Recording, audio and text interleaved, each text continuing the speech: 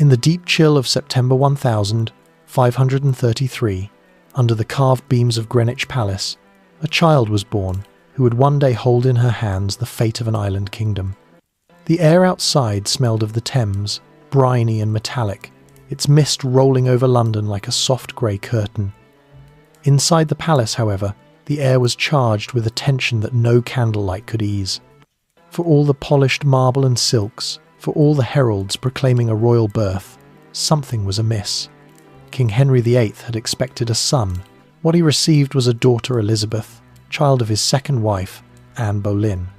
The rejoicing was measured, polite but uneasy, for beneath the hymns of celebration there hummed the quiet discontent of a court that understood how fragile the crown's favour could be. Elizabeth's first breath came into a world that had already whispered her name with suspicion.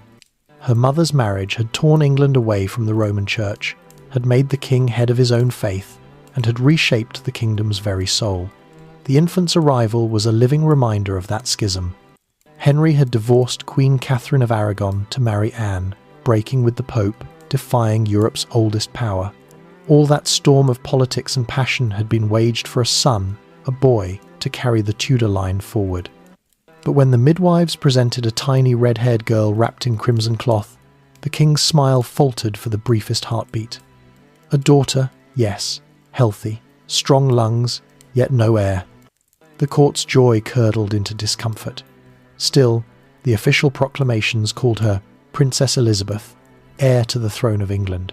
Musicians played, bells rang, and the heralds shouted their rehearsed congratulations. But behind jewelled doors, courtiers murmured about omens. Some recalled how the astrologers had predicted a prince. Others whispered that Anne Boleyn's ambition had cursed her. Elizabeth's birth was not a triumph, it was a test.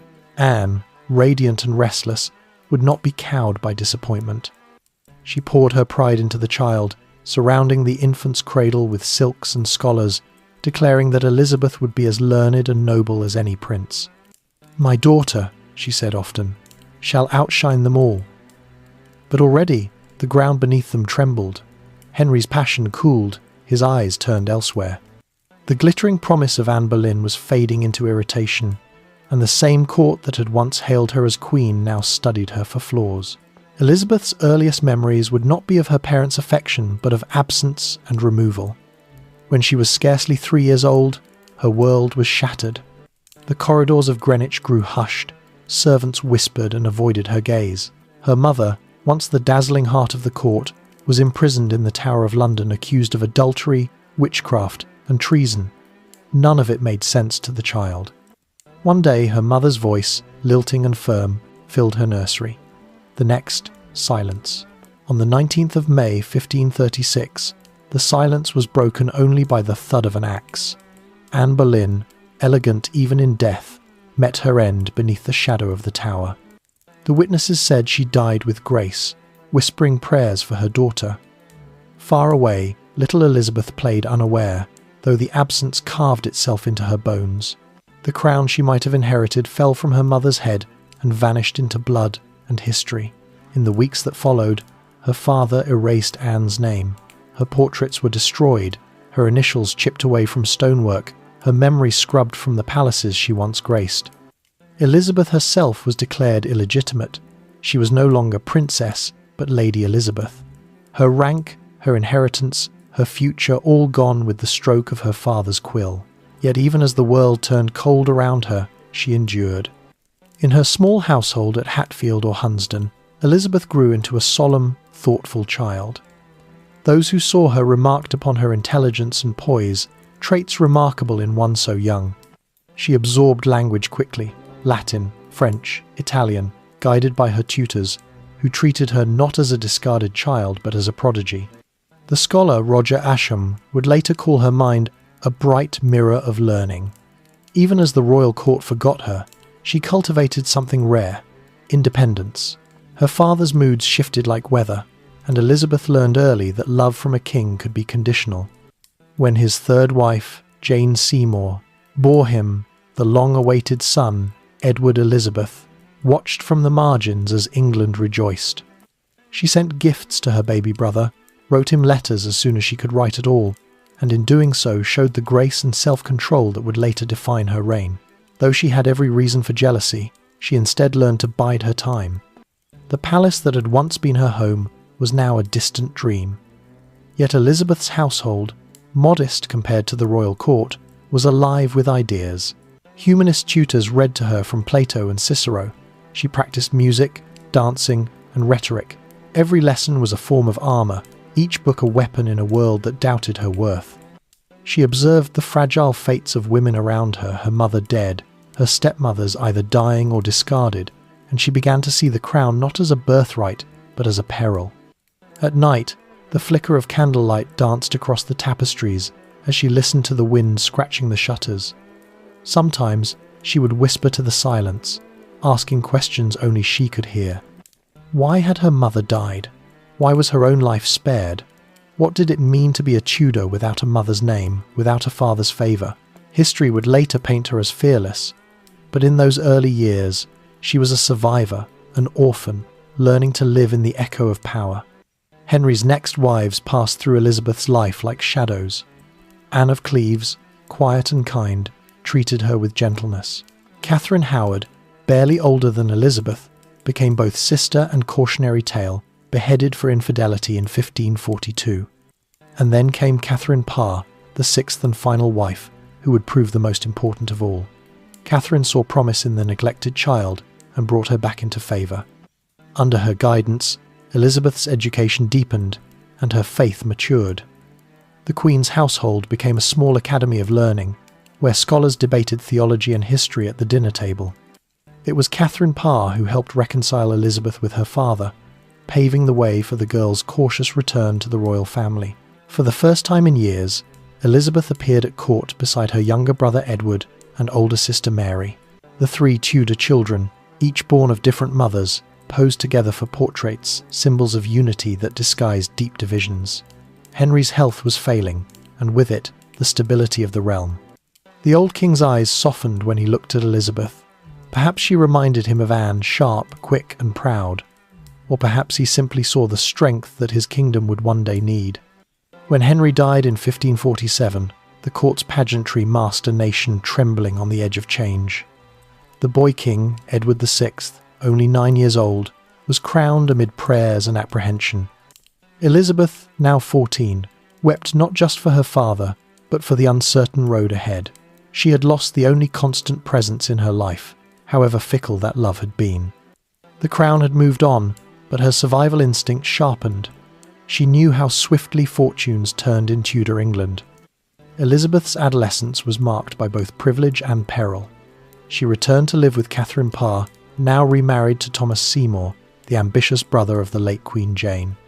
The household, for a brief time, felt almost like family, until Thomas's dangerous flirtations shattered that illusion. He was charming, reckless, and far too bold with the young princess. He would enter her chamber early in the morning, teasing, laughing, cutting her gown in jest. To some, these were the actions of a man testing boundaries. To Elizabeth, they were lessons in vigilance. When Catherine discovered the impropriety, her fury was swift. Elizabeth was sent away, her reputation once again precarious. Soon after, Catherine died in childbirth, and Thomas's ambitions grew darker. He plotted for influence over the young king, even imagining marriage to Elizabeth. But his schemes collapsed, and he was arrested and executed for treason. Elizabeth, questioned by the council, faced them with unshakable composure. "I am not so simple," she declared, "as not to see mine own peril." By 17, she had learned more of human frailty and power than most rulers twice her age. Each betrayal taught her restraint, each loss strengthened her resolve. The world saw a pale, red-haired girl with a measured smile, but within her burned a fierce intellect and a quiet determination. She had watched her mother rise and fall, her father marry and destroy, her guardians fail and die. To survive in Tudor England was an art, and Elizabeth was mastering it. Even as storms gathered over the kingdom, religious upheaval, economic strain, noble rivalries, she withdrew into study. Books became her sanctuary. She read the Bible in Greek, Seneca in Latin, the French poets for pleasure, and the Italian philosophers for strategy. In her letters, her writing already carried the clarity of a ruler. "I do not seek to be loved," she wrote to a friend, "but to be known." There was a precocious wisdom in her solitude. When she walked through the gardens of Hatfield, the late autumn sun filtering through the branches, she would pause to watch the leaves fall, each one bright for a moment, before surrendering to the earth. Perhaps she thought of her mother's fall, or her father's glory turned to decay. Perhaps she simply understood that power, like beauty, was fleeting. To endure, one must learn when to bend and when to stand firm. The people who tended her household saw both the vulnerability and the steel beneath her calm. Her governess, Cat Ashley, adored her and feared for her in equal measure. "She hath a man's wisdom and a woman's heart," Cat once said. It was true. Elizabeth could charm with a glance, disarm with wit, and vanish behind silence when danger loomed. As the years passed, the child of scandal became a young woman of substance. Her illegitimacy, once a curse, had granted her freedom from expectation. She could observe without acting, learn without exposure. In that quiet space, she was shaping the qualities that would define her reign: prudence, empathy, intellect, and the subtle power of delay. When she turned 20, the kingdom itself seemed to mirror her transformation. The old certainties of Henry's rule were gone. The Reformation had torn at England's soul, and faith had become a weapon. Elizabeth watched as her half-brother Edward's council enforced Protestant reforms that left churches bare and citizens restless. She, ever cautious, kept her beliefs private, reading the scriptures but revealing little of her own conviction. By then, courtiers had begun to take notice of her again. Ambassadors described her as striking, with bright eyes and a sharp tongue. They saw not the discarded child but a potential queen. In their letters, they speculated on her future. Could she marry a prince of Europe? Could she serve as a pawn in foreign alliances? None yet imagined she would one day rule them all. But history was already leaning toward her. The tides of fate that had once washed her family away were turning back. The child of a fallen queen, the girl declared unfit for a crown, was quietly preparing for a destiny greater than any could see. Her tutors saw it in her diligence, her household in her discipline, her people, though they did not yet know her, in the quiet stories that travelled from estate to estate about the learned young lady at Hatfield. She had survived betrayal, scandal, and abandonment. She had endured exile within her own country, and through it all, she had cultivated a strength that was neither loud nor boastful but unbreakable. When she looked in the mirror, she no longer saw the child of Anne Boleyn's tragedy. She saw herself Elizabeth, a woman forged in loss, destined to rule by endurance, not entitlement. The story of her childhood was one of survival in the shadow of power. But survival, for Elizabeth, was not enough. Even then, even in those quiet years before history turned its gaze fully upon her, she was learning how to command the very thing that had nearly destroyed her, the crown. The night skies over Hatfield were endless and soft, filled with the whisper of wind across the fields. Somewhere beyond them, the kingdom dreamed of stability, of a peace it had not known for decades. Elizabeth, standing by her window, felt the pulse of that dream. She did not yet know how it would come to her, only that she must be ready when it did, for the blood that had doomed her mother now called her to something far greater. And so, in the silence after the storm of her childhood, the child of a fallen queen began to rise. The orphan princess, in the uneasy years that followed her father's death, Elizabeth learned that the absence of a crown could be as dangerous as the weight of one. The Tudor line, though gilded in glory, was fraying beneath its own contradictions. Her half-brother, Edward VI, now sat upon the throne, his pale young face framed by solemn clerics and ambitious lords who ruled in his name. The court that had once revolved around the magnetic will of Henry VIII was now a battlefield of ministers, each vying for control of the fragile new king. Elizabeth, at 14, was no longer the forgotten child of scandal, but the quiet, watchful sister of England's ruler. She occupied a strange space, too royal to be dismissed, yet too suspect to be trusted. The same courtiers who once looked past her now watched her every movement for signs of ambition. They saw in her the intellect of her mother, the temper of her father, and the composure of a born survivor. That combination frightened them. At Hatfield House, Her days were filled with study and scrutiny. Books, letters, and silent observation became her refuge. She understood, even then, that words could save her life where armies could not. The Protestant faith now defined her brother's reign, and the old Catholic traditions that had shaped her sister Mary's world were being stripped from the churches. Candles and icons were torn down. Latin masses replaced by plain English prayers. Elizabeth kept her opinions buried deep beneath her calm demeanour. She had seen how faith could destroy those who spoke too freely. Her education was her escape and her fortress. Guided by the brilliant tutor Roger Ascham, she mastered Greek, Latin, and Italian until she could move between them with ease.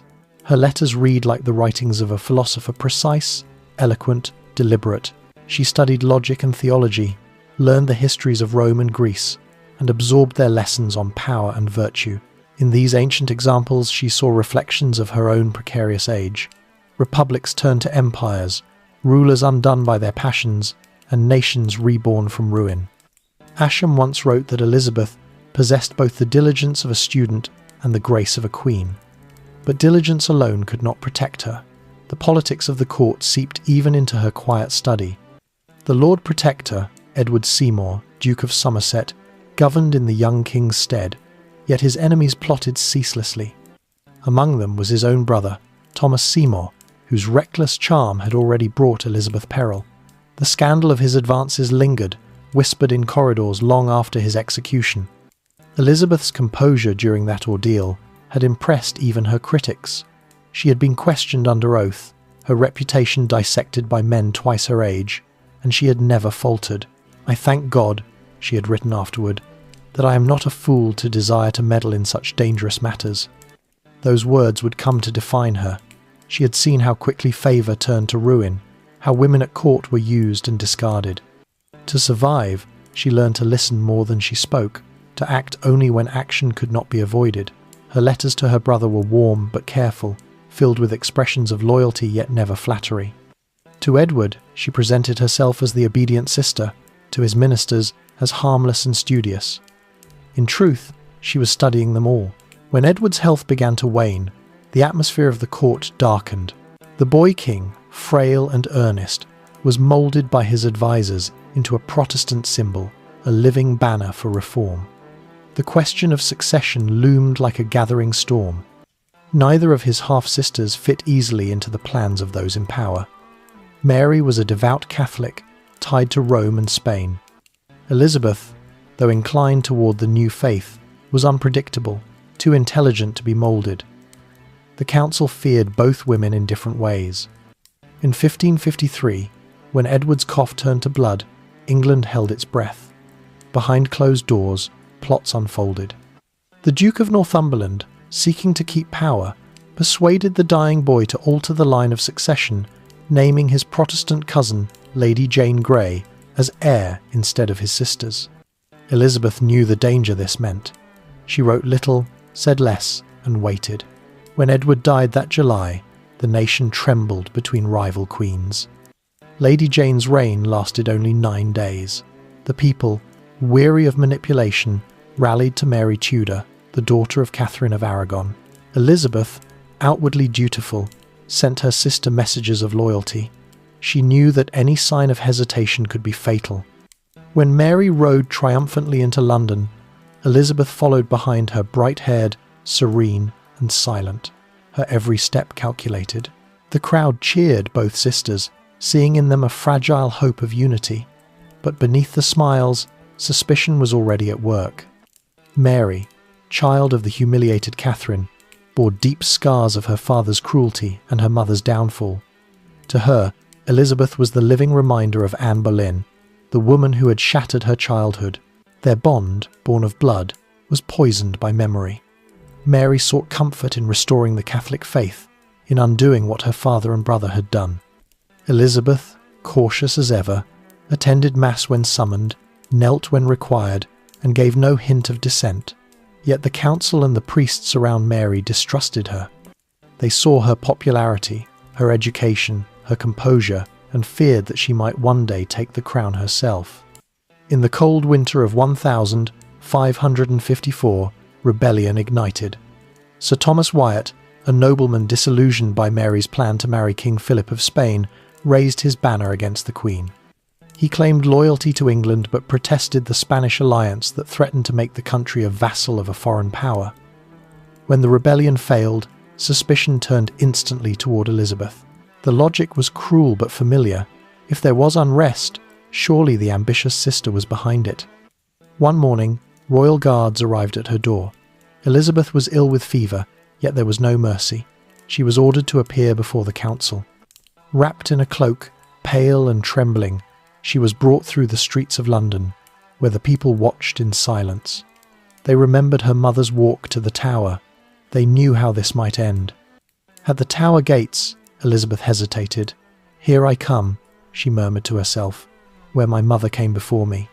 The heavy doors closed behind her with a groan that seemed to echo through her very soul.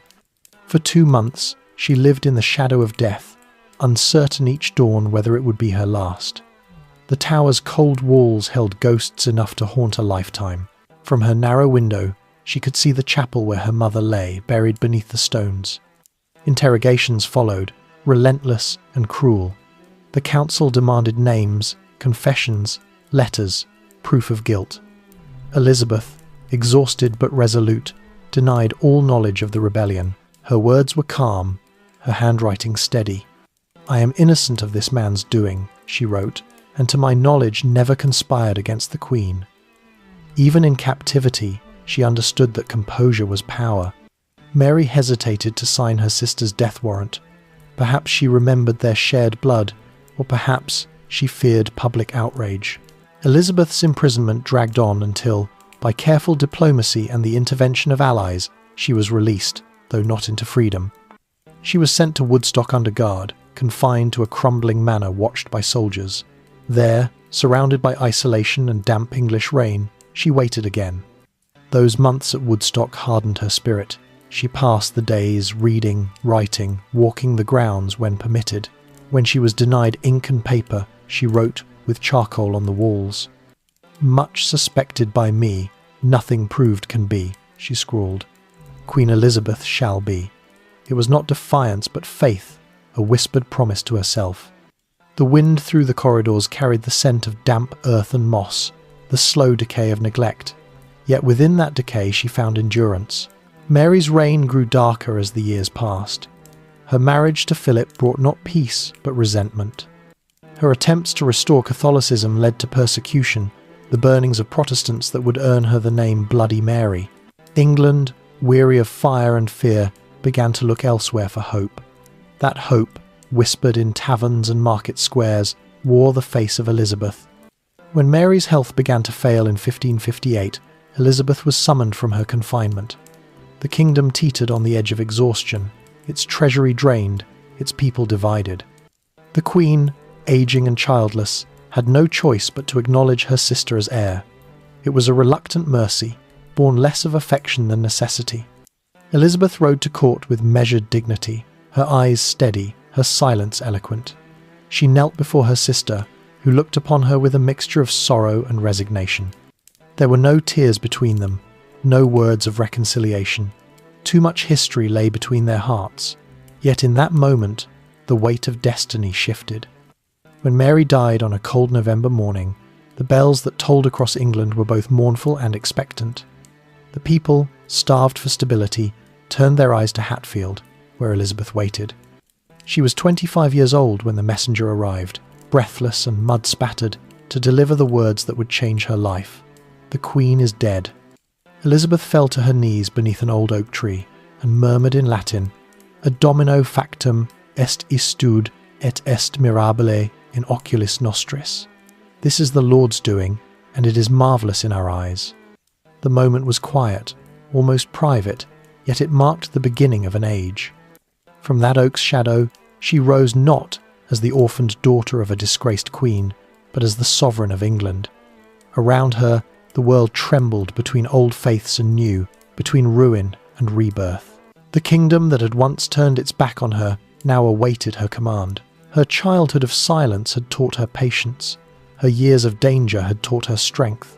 The girl who had survived scandal, imprisonment, and exile now stood poised to rule a fractured nation. Her face, pale and composed, betrayed little emotion, but within her a quiet fire burned, a will shaped by every loss she had endured. The orphan princess was no longer a child of uncertainty. She had walked through fear, endured betrayal, and emerged unbroken. The crown that once seemed so distant now glimmered before her, not as a gift, but as a burden she had earned through survival. And so, as the winter sun broke through the clouds above Hatfield, Elizabeth Tudor became Queen of England. The bells rang not for the daughter of Henry or the shadow of Anne Boleyn, but for the woman who would transform grief into glory and weakness into majesty. Lessons in caution. Elizabeth's coronation morning began beneath a pale January sky, the kind of English dawn that felt as though it had been washed in silver. The air carried the smell of frost and wood smoke, and as she stepped from the Tower of London to begin her procession through the capital, the crowd erupted not merely in loyalty, but in relief. England, after years of fire and fear, wanted to believe again. It was 1559.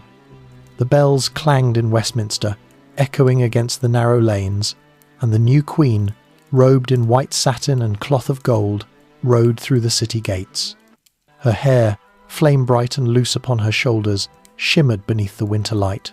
In her face, the people saw not only youth but endurance, the living promise that the storms of Tudor rule might finally break into calm. Yet beneath the pageantry, Elizabeth understood that she was stepping onto a knife's edge. The crown glittered, but it was made of thorns. Her kingdom was divided between Catholics and Protestants, between old loyalties and new ambitions, between those who believed a woman should rule and those who did not. Every cheer that greeted her masked another calculation. Every smile in her court concealed a question. How long could this queen last? She had learned caution from her childhood, and now she wore it like armour. The lessons of survival, of silence and watchfulness were the foundation of her rule. She had seen her mother die for ambition, her stepmother Catherine Howard perish for recklessness, her sister Mary burn for conviction. Elizabeth's gift was not to avoid danger, but to read it, to sense its approach long before others saw the signs. On the morning of her coronation, she entered Westminster Abbey with that awareness thrumming beneath her calm. The music rose like incense, filling the vaulted space, while nobles and clergy knelt in ranks of colour and gold. The Archbishop of Canterbury, now chosen from the Protestant clergy, anointed her with holy oil, sealing her as God's servant on earth. Yet even as she knelt before the altar, her mind was already on the balance she must strike, to rule without alienating, to reform without provoking war. The young queen had inherited not only a throne but a wound. Mary's reign had scorched the land, more than 200 Protestants had burned at the stake.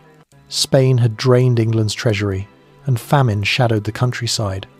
Across the Channel, France and Spain, both Catholic powers, watched her ascent with wary eyes, seeing in her a heretic crowned.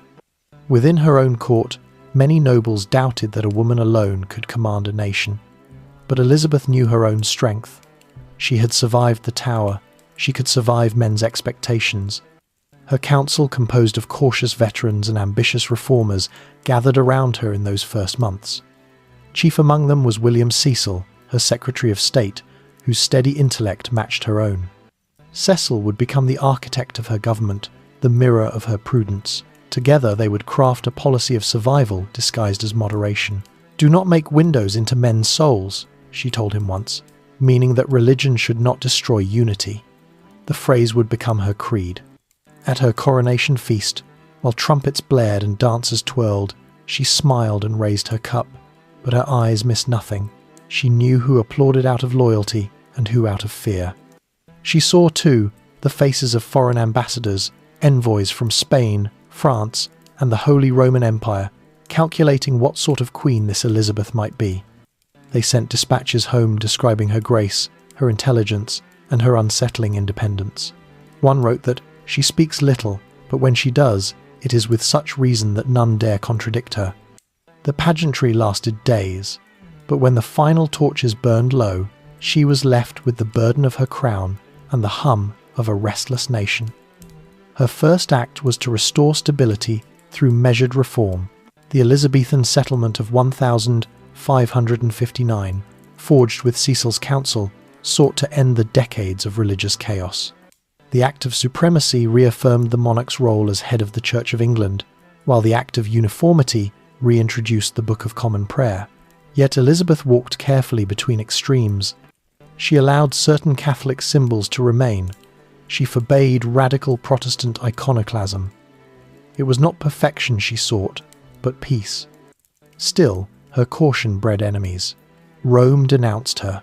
Spain's King Philip, once her brother-in-law, saw her as both a heretic and an opportunity. Suitors began to circle, each promising alliance and legitimacy. Philip himself, Archduke Charles of Austria, and later the French Duke of Anjou. But Elizabeth, remembering how marriage had chained her sister and doomed her mother, turned these proposals into diplomacy. She dangled possibility without promise, weaving affection into strategy. At court, her charm became legendary. She spoke to her nobles as though each were her favourite, yet none could claim her heart. She danced, laughed, and debated with equal skill, transforming her presence into a form of power. The courtiers who served her learned that affection could be both genuine and political. To win her favour was to rise, to lose it was to vanish. Among those closest to her was Robert Dudley, a man whose history was entangled with hers since youth. Handsome, ambitious, and devoted, Dudley captured the Queen's affection in ways few others dared. His wife's sudden death under suspicious circumstances fueled gossip across Europe that Elizabeth might wed him, or worse, that she had conspired to be rid of his wife. The scandal rocked the court, but Elizabeth did what she had always done. She endured by silence. She neither confirmed nor denied her feelings, allowing mystery to become her shield. The virgin queen persona that would later define her was not born of purity but of politics. In a world ruled by men, she understood that marriage would mean surrendering power. A husband, especially a foreign one, would rule in her name and diminish her authority. By declaring herself wed to her kingdom, she became untouchable. The poets of her court, Spenser, Sidney, and later Shakespeare, would turn this image into myth, but its foundation was cold realism. Beyond her court, the world burned. In France, Catholics and Huguenots slaughtered each other in waves of civil war. In Scotland, her cousin Mary, Queen of Scots, returned from France to claim her throne, a Catholic queen ruling a Protestant land. Elizabeth watched her carefully, aware that Mary, as a legitimate granddaughter of Henry VII, held a claim to the English throne as well. To the Catholic world, Mary was the rightful Queen of England. To Elizabeth, she was a living threat. Yet in these early years, Elizabeth's rule blossomed. Her treasury recovered through careful management and trade. Her navy grew stronger under captains who dreamed of distant oceans. The English Renaissance flowered around her, filling her court with music, poetry, and art. The people began to call her not merely their queen, but their good Queen Bess. And yet, even in triumph, she trusted no one completely. Princes, she once said, cannot bind themselves to keep faith, for they are forced to act for the safety of their people. Behind every smile, she measured risk. Her ladies of the bedchamber saw her long hours in solitude, her moments of reflection as she paced before the fire, hands clasped, weighing decisions that might save or doom thousands. At night, the palace fell into hush. The flicker of candlelight softened the hard lines of her crown, and she would rest her hand on a velvet map of her realm. She understood that England's security depended not on might, but on perception, on the illusion of strength, the performance of certainty.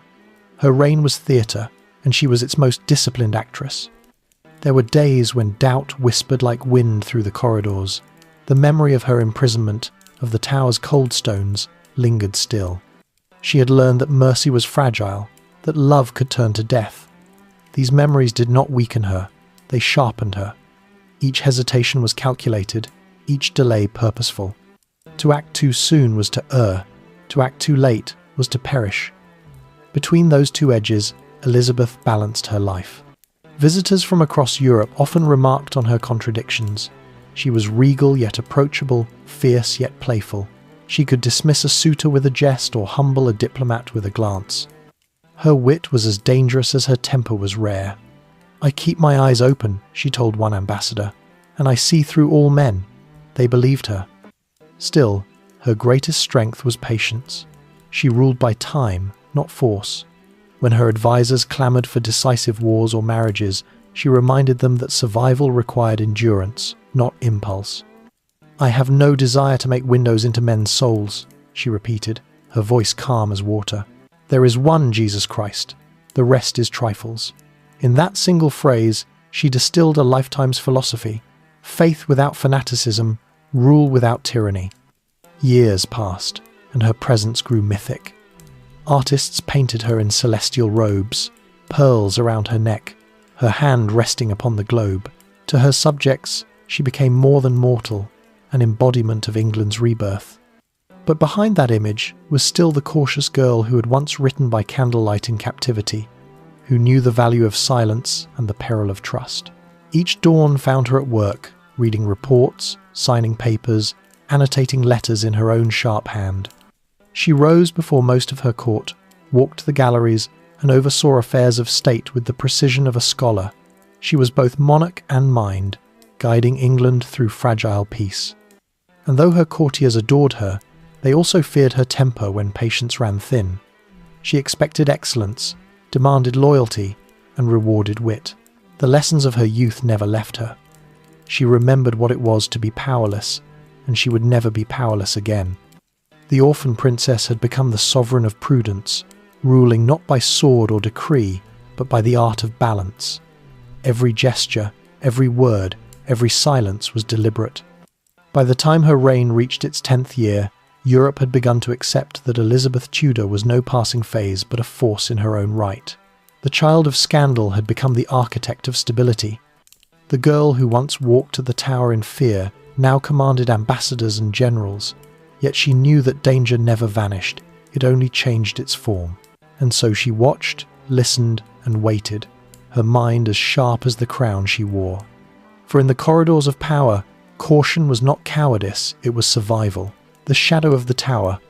The Tower of London had once been the scene of Elizabeth's near death, its grey stones soaked with the memories of her mother's blood and the echo of her own footsteps as a prisoner. In her mind, it stood as both a monument and a warning, a reminder that even a crown could become a cage. Now, as the Queen, she ruled in sight of that fortress, determined never again to see its gates close behind her. Yet the Tower's shadow stretched invisibly across her reign, not as a place of confinement, but as a metaphor for the constant peril of rule. In those early years of her sovereignty, Elizabeth discovered that fear was a currency. Her people, scarred by decades of tyranny and religious whiplash, longed for security. But beneath their hope lay unease. The fires of Mary's persecution still smoked in memory. The Protestant reformers who had survived the flames were zealous, hungry for vengeance. Meanwhile, the old Catholic families whispered of restoration. Every chapel, every sermon, every noble house in the countryside was a potential spark for rebellion. Elizabeth's challenge was not only to heal her country, but to control the image of herself as its healer. She knew she must appear divinely guided, yet humanly compassionate, strong yet merciful. This balance, impossible for most monarchs, became her art. She was never fully accessible, yet never distant enough to be feared.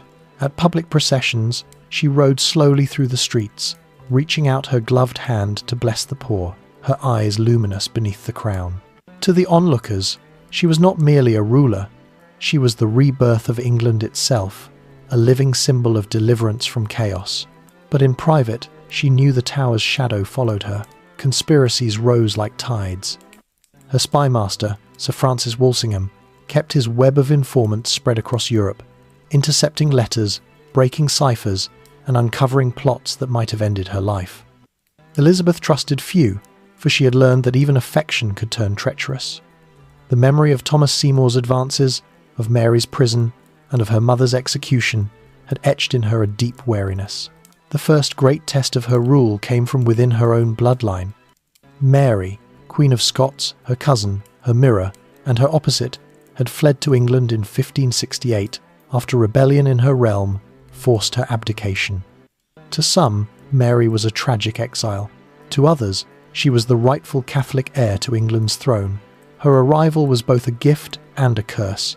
Elizabeth, bound by kinship and royal decorum, could not turn her away, but to harbour her was to invite danger. At first, Elizabeth kept Mary under gentle confinement in the north, guarded but treated with dignity. She sent her fine clothes, musicians, and the courtesy of letters signed "Your loving cousin." But love was a word heavy with calculation. Elizabeth understood that as long as Mary lived, she was a rallying point for every Catholic power that dreamed of unseating England's Protestant queen. From Spain and Rome came whispers of invasion.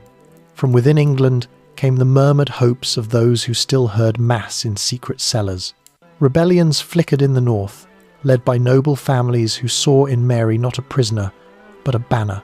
The rising of the north in 1569 brought thousands to arms under the sign of the 5 Wounds of Christ, demanding the restoration of the old faith and the release of their queen. Elizabeth, furious but composed, sent her armies north. The rebellion was crushed with ruthless efficiency. The heads of traitors were nailed above city gates, a grim reminder that the Tower's shadow belonged to her now. Mary, though uninvolved directly, became the unspoken centre of the storm.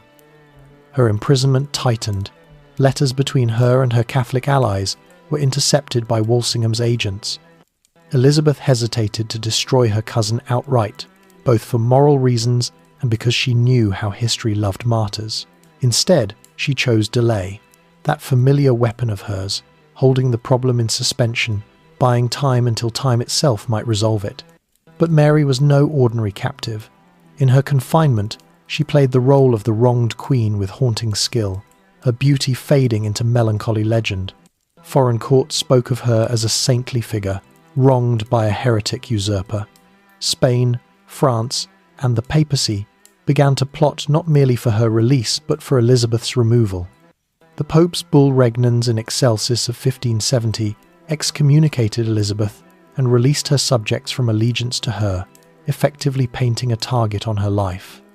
The world, for a time, seemed to narrow into suspicion. Every knock at the gate, every candle flicker at night could have been the herald of a knife. Elizabeth, though outwardly serene, slept little. The Tower's shadow stretched across her dreams. She would awaken in her chambers at Richmond or Whitehall, the sound of the river murmuring beyond the windows, and remember how easily fortune could reverse. She had seen the heads of queens roll. She would not be the next. To survive, she turned to vigilance and intellect. Walsingham's intelligence network became her invisible armour. His spies infiltrated Catholic cells, mapped the movements of Jesuit priests, and uncovered networks of conspiracy that snaked from London to Madrid. Elizabeth encouraged this invisible war, though she always maintained an outward mask of peace. Her council debated executions. She hesitated, then consented only when necessity was absolute. To her, the preservation of her life was not selfishness, it was the preservation of England itself. The more danger surrounded her, the more luminous her public image became. Her portraits grew symbolic. Elizabeth painted as Astrea, the virgin goddess of justice, as Gloriana, radiant in armour, as the monarch whose gaze alone could command oceans. These were not mere vanities, but instruments of power. The Queen had learned that the appearance of divine destiny could quell rebellion better than any sword. Yet behind that crafted divinity was still the cautious woman who remembered the Tower's chill. Her temper, though rarely unleashed, could silence an entire court. Her memory of slights was long, her forgiveness selective. Courtiers learned quickly that her favour was both precious and perilous. A misplaced word could undo years of service. A well-timed compliment could win her heart. She delighted in being courted by her counsellors and foreign envoys alike, a game that blurred politics with performance.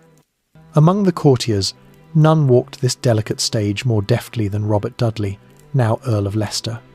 His closeness to the Queen, his ambition, and his charm stirred both admiration and resentment. Gossip in Europe called him England's secret king. Ambassadors warned that his influence was dangerous. Yet Elizabeth balanced affection with authority. When Dudley's military expedition in the Netherlands faltered, she rebuked him publicly, reminding him that even her favourites were subject to her will. As years turned, England changed beneath her. The wounds of religious war began to scar over, if not heal. Trade expanded, Merchants grew rich on ventures to Muscovy, the Levant, and the New World. In London, theatres blossomed, and a new kind of English confidence stirred, yet peace was never absolute. Across the seas, Spain grew hostile, its armadas swelling like thunderclouds. Within, Catholic agents plotted in cellars, smuggling in papal decrees and letters of treason. The greatest of these conspiracies, the Ridolfi plot of 1571, sought to replace Elizabeth with Mary, aided by Spanish troops. The plan failed, exposed by Walsingham's spies. The Duke of Norfolk, once among Elizabeth's trusted nobles, was executed. His fall sent a tremor through the realm. Even the highest blood was not immune. The Queen, though sorrowful, signed the warrant with steady hand. She wept afterward in private, but she did not waver. "The safety of many," she told Cecil, "depends upon the justice done to one." Her justice, though tempered with mercy, was always deliberate. She could wait years before striking, but when she did, it was final. That patience, born of the Tower's long nights, became her defining strategy. To rush was to risk ruin, to wait was to rule. The Tower itself, visible from her palace windows across the Thames, remained both symbol and threat. She used it as a warning, sending captured traitors through its gates to remind the nation of her authority. But she rarely visited. To walk those halls again would have been to confront ghosts she preferred to keep at distance, and yet, in a sense, she never left it. The Tower lived inside her, a presence reminding her that even power is fragile. The people, meanwhile, saw only her poise. They cheered her processions, sang her praises, and filled the streets on her birthdays. "God save the Queen!" they cried, and she would smile, knowing how fleeting adoration could be. Her face appeared on coins and tapestries. Her speeches were repeated like scripture.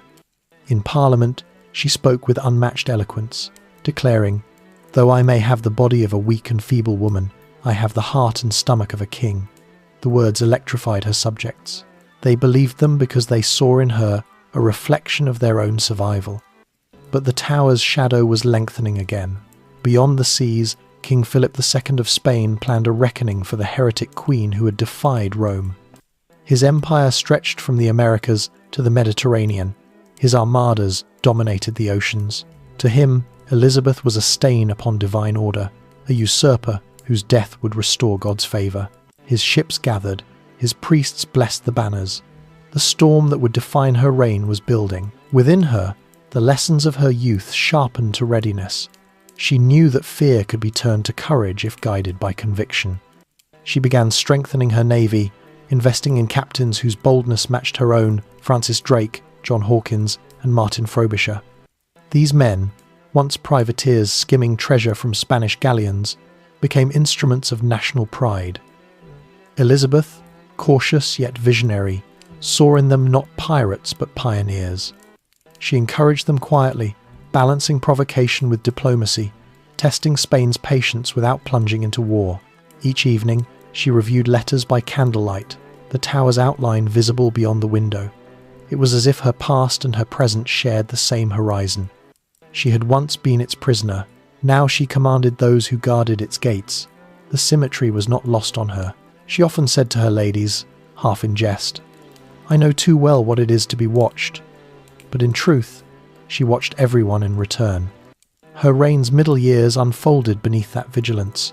The court glittered with poetry and intrigue, the theatres filled with voices praising England's golden age. Yet beneath the laughter of masks and music, Elizabeth felt the tremor of danger still. She would not be complacent. The Tower's shadow remained her teacher. It whispered that love could turn, faith could falter, and that even glory was fleeting. But it also whispered something more enduring, that she, the once orphaned child of scandal, had outlived them all, the traitors, the doubters, the tyrants. The Tower that once sought to break her had instead forged her into steel, and as the fires of rebellion died and the spectre of foreign invasion loomed, Elizabeth stood before her mirror in the dim light of evening. The face reflected there was lined with wisdom, the eyes steady, unblinking. Behind her, through the open window, the distant bells of the Tower chimed across the river. They were not the toll of fear now, but of sovereignty. The shadow that had once marked her weakness had become the emblem of her endurance. For as long as the tower stood, so too would England, and so too would she. The waiting years. The middle years of Elizabeth's reign unfolded like a long and careful breath drawn deep, held with infinite patience, and never quite exhaled. They were years defined not by sweeping victories or grand proclamations, but by restraint, by the discipline of waiting, watching, and choosing precisely when to act. It was during this long twilight of anticipation that the Queen's most subtle genius emerged. In the late 1570s and early 1580s, England stood at a crossroads. Abroad, the great powers of Europe, Spain and France, both Catholic empires, glared toward London with quiet hostility. At home, the nation's fragile peace trembled beneath the strain of religious division. Her ministers urged preemptive war, her courtiers whispered of alliances, her poets called for glory. Yet Elizabeth, still the cautious child of the Tower at heart, knew that haste could undo all she had built. Each morning, she rose before dawn in the chill quiet of her chambers, surrounded by the fragrance of beeswax candles and the faint sound of oars upon the Thames below. Her secretaries would bring dispatches from every corner of Europe. The Spanish ambassador's reports, coded letters from France, rumours from Scotland, messages from her own spies hidden within Catholic circles abroad. She read them all with a calm, methodical eye, marking margins in her precise hand. "Observe the men, not the words," she would say, meaning that truth lay in motive, not in speech. Patience was not weakness to her, it was power. The waiting years taught her that delay could shape events as surely as command. While others saw uncertainty as danger, she saw in it a weapon. It was in these years that she perfected the art of the pause that measured silence which made others reveal themselves. Her counsellors grew accustomed to her hesitations, those long contemplative moments where she seemed to drift into thought before speaking. Some mistook it for indecision. Those who knew her best understood it was calculation. The question of marriage still hung like a bright, immovable star above her reign. Europe watched to see which way she would turn toward alliance or solitude. Dozens of portraits were painted of potential suitors, princes from Austria, dukes from France, even the younger brother of Spain's King Philip. But Elizabeth, ever the strategist, wielded her unmarried state as a tool of negotiation. Each proposal dangled before her became leverage for diplomacy, a door she could open just enough to draw advantage, then close again before losing freedom. Among all her would-be suitors, one emerged as the most dangerous. Francois, Duke of Anjou, the younger brother of the King of France. He was younger than Elizabeth by 2 decades, vivacious, charming, and shrewd. Their flirtation played out across letters and banquets, an elaborate game of affection and politics. To the French court, the match promised alliance. To Elizabeth's people, it seemed absurd. She, the Virgin Queen, beloved of England, wed to a Catholic foreigner. Her council split in bitter debate. Cecil, ever prudent, warned that marriage could entangle England in continental wars. Leicester, though still favoured, grew jealous of the Frenchman's influence. The court pulsed with intrigue, every glance between queen and suitor dissected by eyes both loyal and treacherous. And yet, Elizabeth played her part with dazzling poise. At a masque held in Anjou's honour, she danced with him beneath a canopy of stars painted upon the ceiling. The courtiers whispered as she took his hand, pale, elegant, deliberate. The symbolism was irresistible. The sovereign and the suitor, the lion and the fleur-de-lis, united in spectacle, if not in spirit. When Anjou called her his ma maîtresse, she smiled, neither confirming nor denying affection. Her power lay in ambiguity. In the end, it was Elizabeth who decided the ending. In 1581, she dismissed the match, her eyes shining with a strange tenderness as she told Anjou farewell. "I will never marry," she said softly, "for I am already bound to a husband the kingdom of England." The words travelled across Europe, sealing her legend.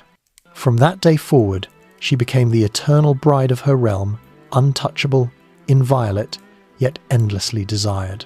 But these were not years of idleness. While she danced and debated, she was also building the silent foundations of strength. Her navy expanded, her finances steadied, her diplomats sowed subtle alliances that balanced Spain's might. England, once a minor player in European politics, was now a force to be reckoned with, not through conquest, but through strategy.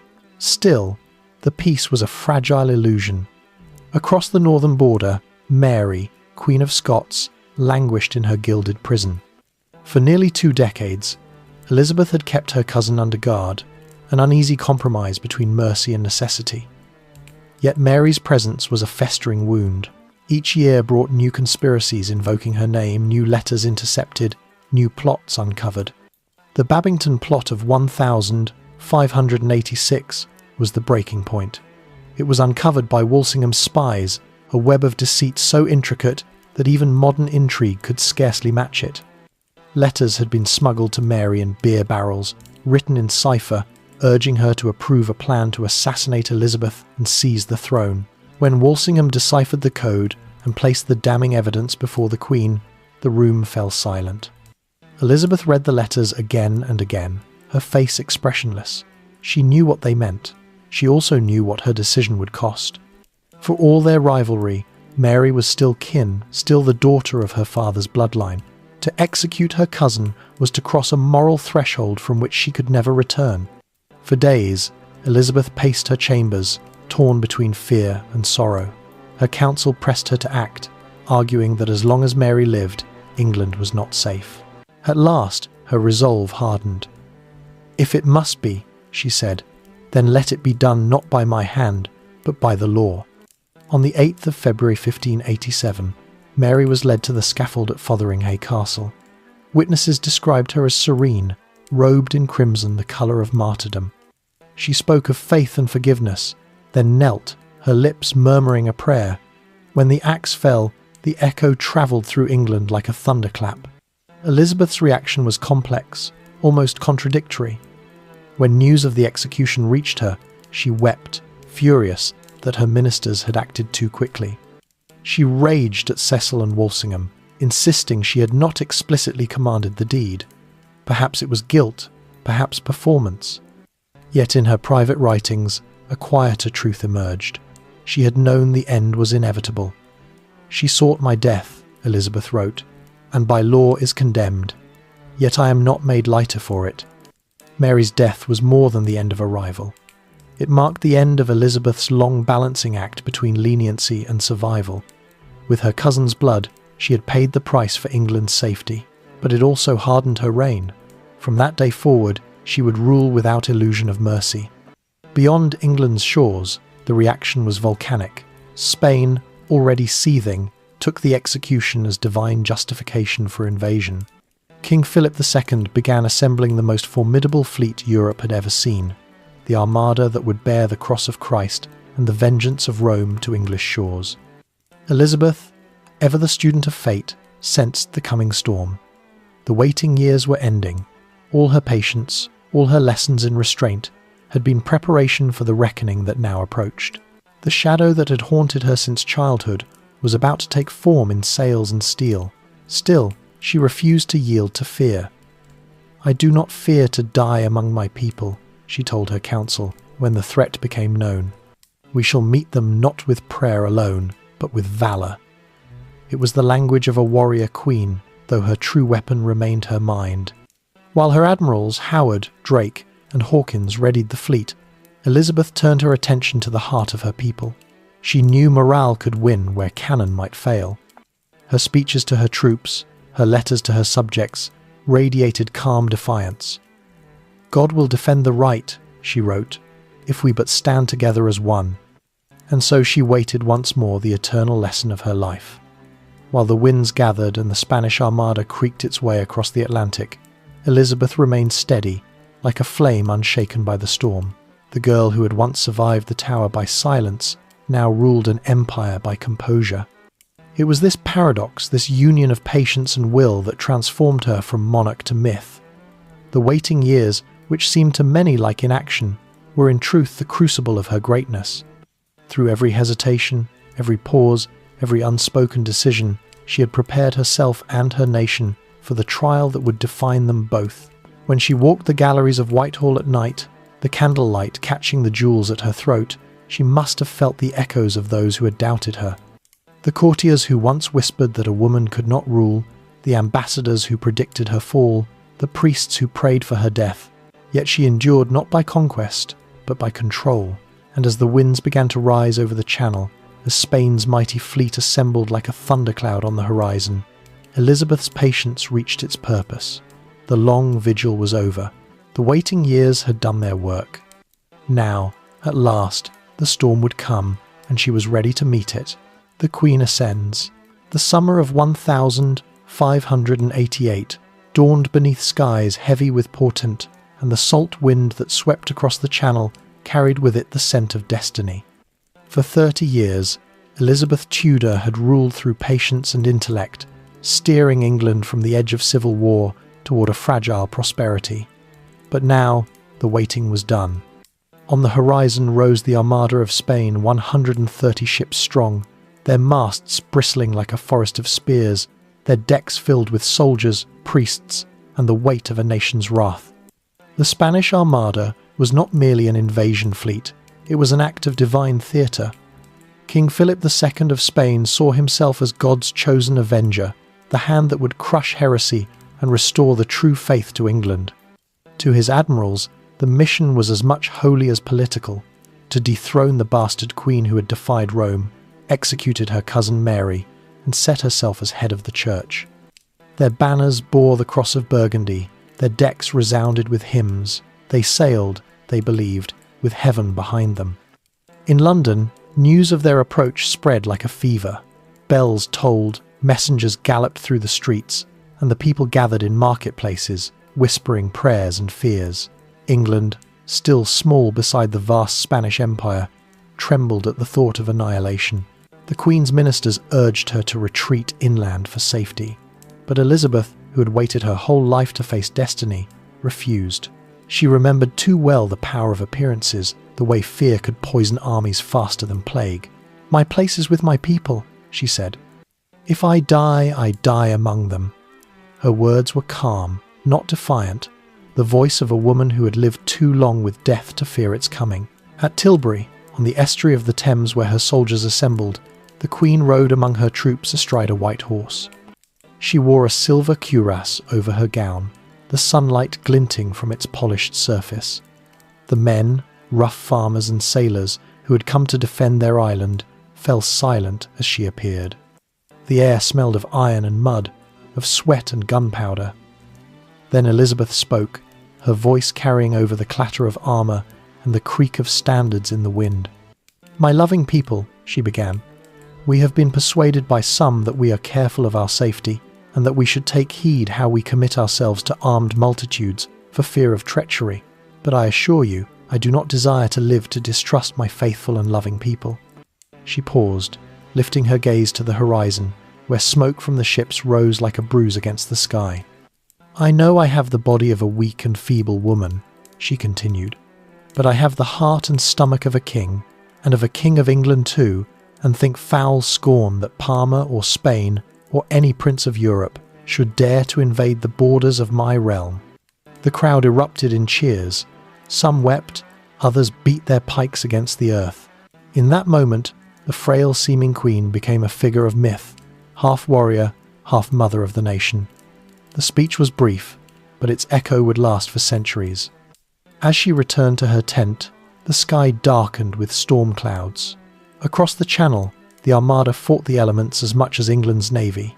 Sir Francis Drake, commanding from the Revenge, used fire and wind to turn the battle. His smaller, swifter ships harried the Spaniards, breaking their formation, setting their vessels ablaze with fire ships that drifted like ghosts through the night. The sea roared with cannon thunder, flashes of flame lighting the rain like lightning. Elizabeth did not witness the battle, but she lived every hour of it through the dispatches that reached her table. She read each message by candlelight, her expression unreadable, her mind steady. When word came that the Armada had been driven north by storm, she whispered only, "God breathed," and they were scattered. It was both gratitude and judgment, a monarch's prayer turned into poetry. The victory at sea transformed her kingdom. England, long overshadowed by the great empires of Europe, had stood against the strongest power in Christendom and prevailed. It was a triumph of courage, weather, and chance, but also of vision. Elizabeth's patience, her investments in the navy, her refusal to act rashly, all had led to this moment. The storm that had threatened to destroy her realm instead crowned it in glory.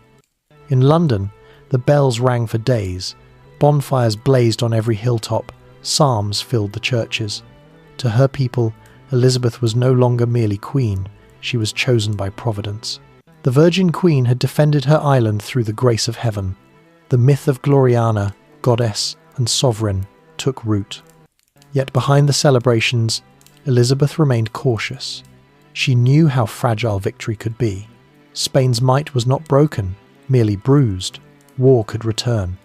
The coffers were strained, the navy battered. She thanked her captains and paid her soldiers, but she did not allow triumph to cloud judgment. In her council chambers, she warned against pride. "We are delivered," she said, "but not secure." Still, the image of Tilbury became eternal. Painters captured her in silver armour, poets compared her to Astrea, the goddess of justice returned to earth. Even Shakespeare, rising in the years to come, would echo her strength in his heroines. The nation's identity, brave, independent, defiant, began to form around her like a cloak. The years that followed the Armada's defeat were Elizabeth's zenith. The air of her court shimmered with confidence. Explorers sailed under her banner to the edges of the known world. Drake around the globe, Raleigh to the shores of Virginia. The map of empire began in those voyages. At home, theatres blossomed, universities thrived, and the English language found new beauty.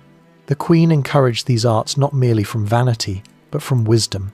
She understood that glory, once kindled in the mind, was as vital to a nation as gold in the treasury.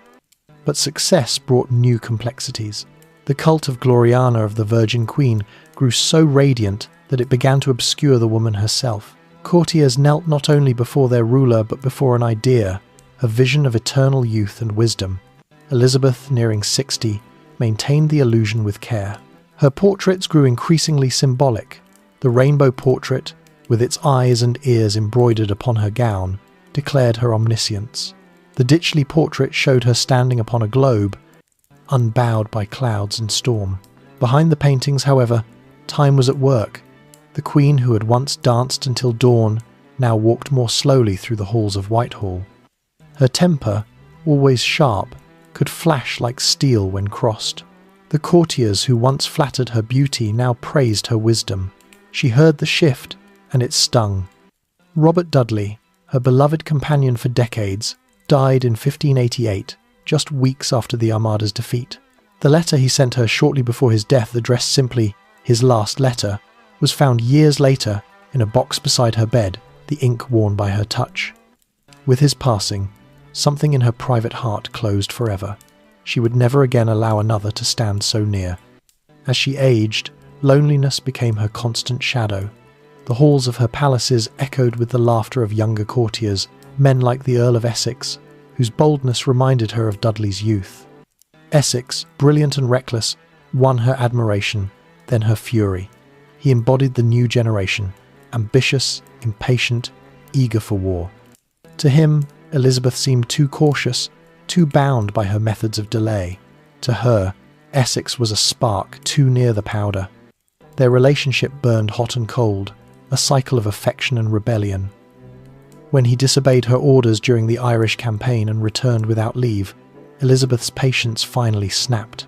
In 1601, Essex led a desperate, ill-fated revolt in London, hoping to seize power.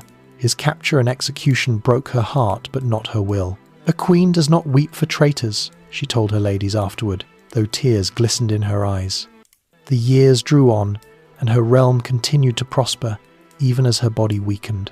She presided over the flowering of England's soul, the plays of Shakespeare, the voyages that would seed an empire, the stability that allowed art and faith to coexist. Yet she felt the isolation that crowns demand. In the long winter evenings, she sat before the fire, wrapped in velvet, listening to musicians play the old dances of her youth. The courtiers would look upon her face, still painted white with the mask of ceremony. and wonder what thoughts moved behind those watchful eyes. Sometimes, in her solitude, she walked to the windows of Richmond Palace and gazed out across the river. The mist curled above the water, just as it had when she was a child at Hatfield. She thought of her father, of Anne Boleyn, of the Tower. She thought of the long road she had walked from the orphaned daughter of disgrace to the monarch of a golden age. Few rulers had conquered so much by doing so little. Fewer still had wielded patience as a weapon sharper than any sword. When she addressed Parliament in her final years, her voice trembled but her mind was still clear. "There will never queen sit in this seat with more zeal to protect you," she said, "nor a more loving heart." Those who heard her wept openly. They understood that the woman who had carried England through tempest and treachery was nearing her rest. By 1603, her health was failing. She withdrew to Richmond, refusing food, speaking little. "I am weary," she whispered once, "of life and of the world." She would not take to her bed, fearing that to lie down was to surrender. For days she stood silent, lost in thought, as if listening to the echo of her own reign. At last, she sank into sleep, surrounded by her ladies, the weight of 45 years of rule upon her. When she died, England mourned not only its queen but its age. The child of a fallen mother, the prisoner of the Tower, the cautious monarch who outweighted empires, her life had been the measure of endurance itself. As her coffin was borne to Westminster, the people lined the streets in silence, their tears glinting in the pale spring light. The crown passed to James of Scotland, uniting the realms she had once held apart. But the memory of Elizabeth endured stronger than walls, brighter than banners. Her name became legend, her era the standard by which all others would be judged. And far across the sea, in every port where English ships sailed, the wind carried her legacy, still the courage of an island queen who had outlasted kings, storms, and centuries, healing a broken realm. When the crown first settled on Elizabeth's head, it was not the symbol of triumph that the pageants made it seem. It was a burden of contradictions, a circle of gold forged from conflict, betrayal, and blood. England, when she inherited it, was a wounded land, scarred by decades of religious war, impoverished by reckless kings, and hollowed by fear. The smoke of Mary's burning still clung to the air. The ashes of Protestant martyrs drifted in the memory of the people. Catholics hid in cellars to whisper the Latin Mass, while Protestants sharpened their words like blades against Rome. The fields were lean, the treasury nearly empty, and the throne itself trembled under the weight of doubt. Yet Elizabeth did not flinch. She understood that the first task of her reign was not conquest abroad, but healing at home. And healing, as she knew from her own life, required both patience and precision. She began with faith the wound that had torn England's heart in two. Her father had severed the kingdom from the Pope. Her sister had tried to weld it back with fire. Elizabeth chose neither path completely. Her genius lay in compromise, not fanaticism. In the spring of 1559, she called her first parliament to craft what would be known as the Elizabethan religious settlement. It was not, as many had hoped, a clear answer to England's theological chaos. It was, rather, a work of delicate architecture, a structure designed to stand, if not perfectly, at least securely, between two warring extremes. The Act of Supremacy restored the monarch's authority over the Church, declaring Elizabeth the supreme governor of the Church of England, a title carefully chosen. Governor, not head, for the word head had been her father's, and it stung Catholic ears. It was her first act of careful ambiguity, enough to affirm independence from Rome, yet subtle enough to avoid outrage. The Act of Uniformity followed, mandating that all services use a revised version of the Book of Common Prayer. Its language was elegant in its moderation, Protestant in theology, yet shaded with familiar phrases to soothe the hearts of those who still missed Latin rhythm and incense. "I have no desire," she told her council, "to make windows into men's souls. Faith," she believed, "should be quiet, private, inward, between conscience and God." Her settlement did not please everyone. Zealous Protestants grumbled that it smelled too much of Rome.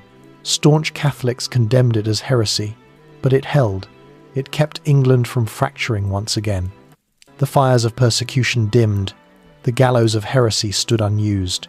The people, exhausted by certainty, embraced peace through compromise. In the churches, the sound of English psalms replaced the mutter of Latin.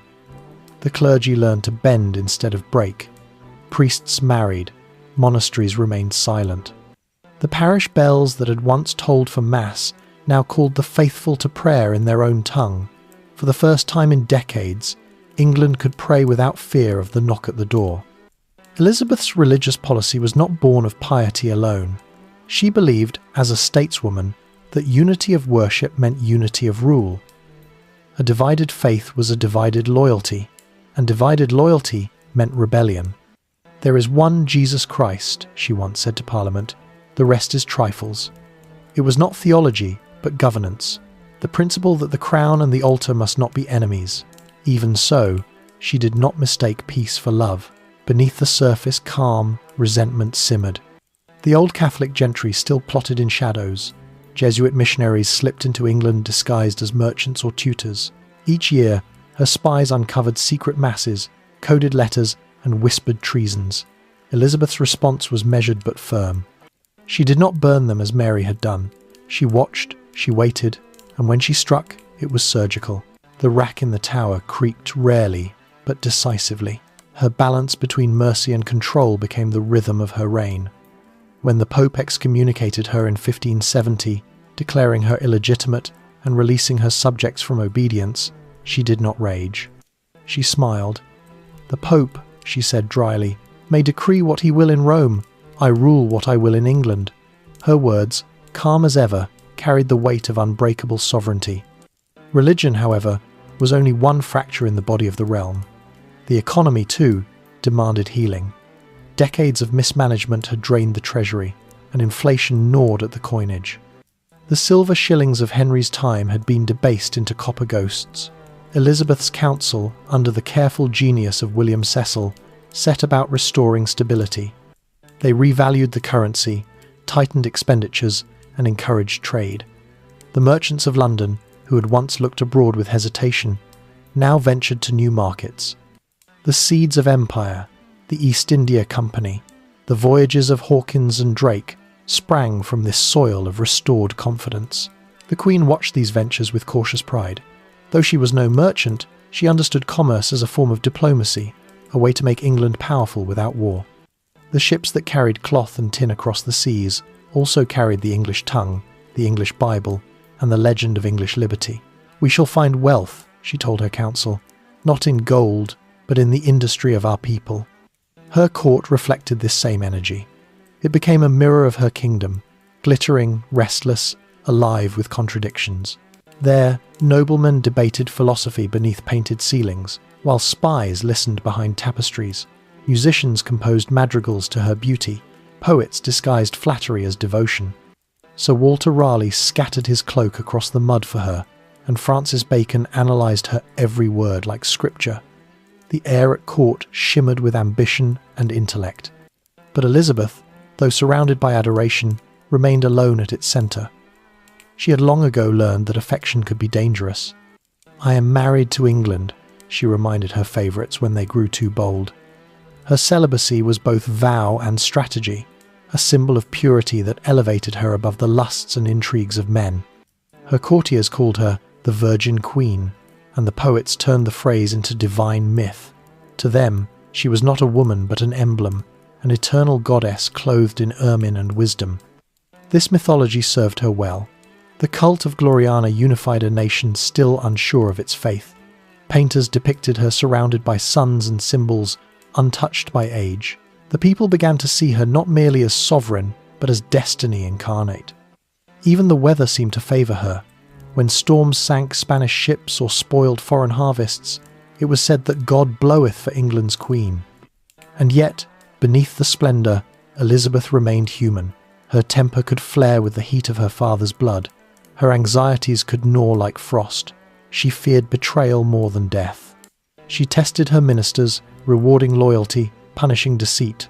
Cecil, faithful until age bent his shoulders, was her anchor, but even he learned that to cross her was perilous.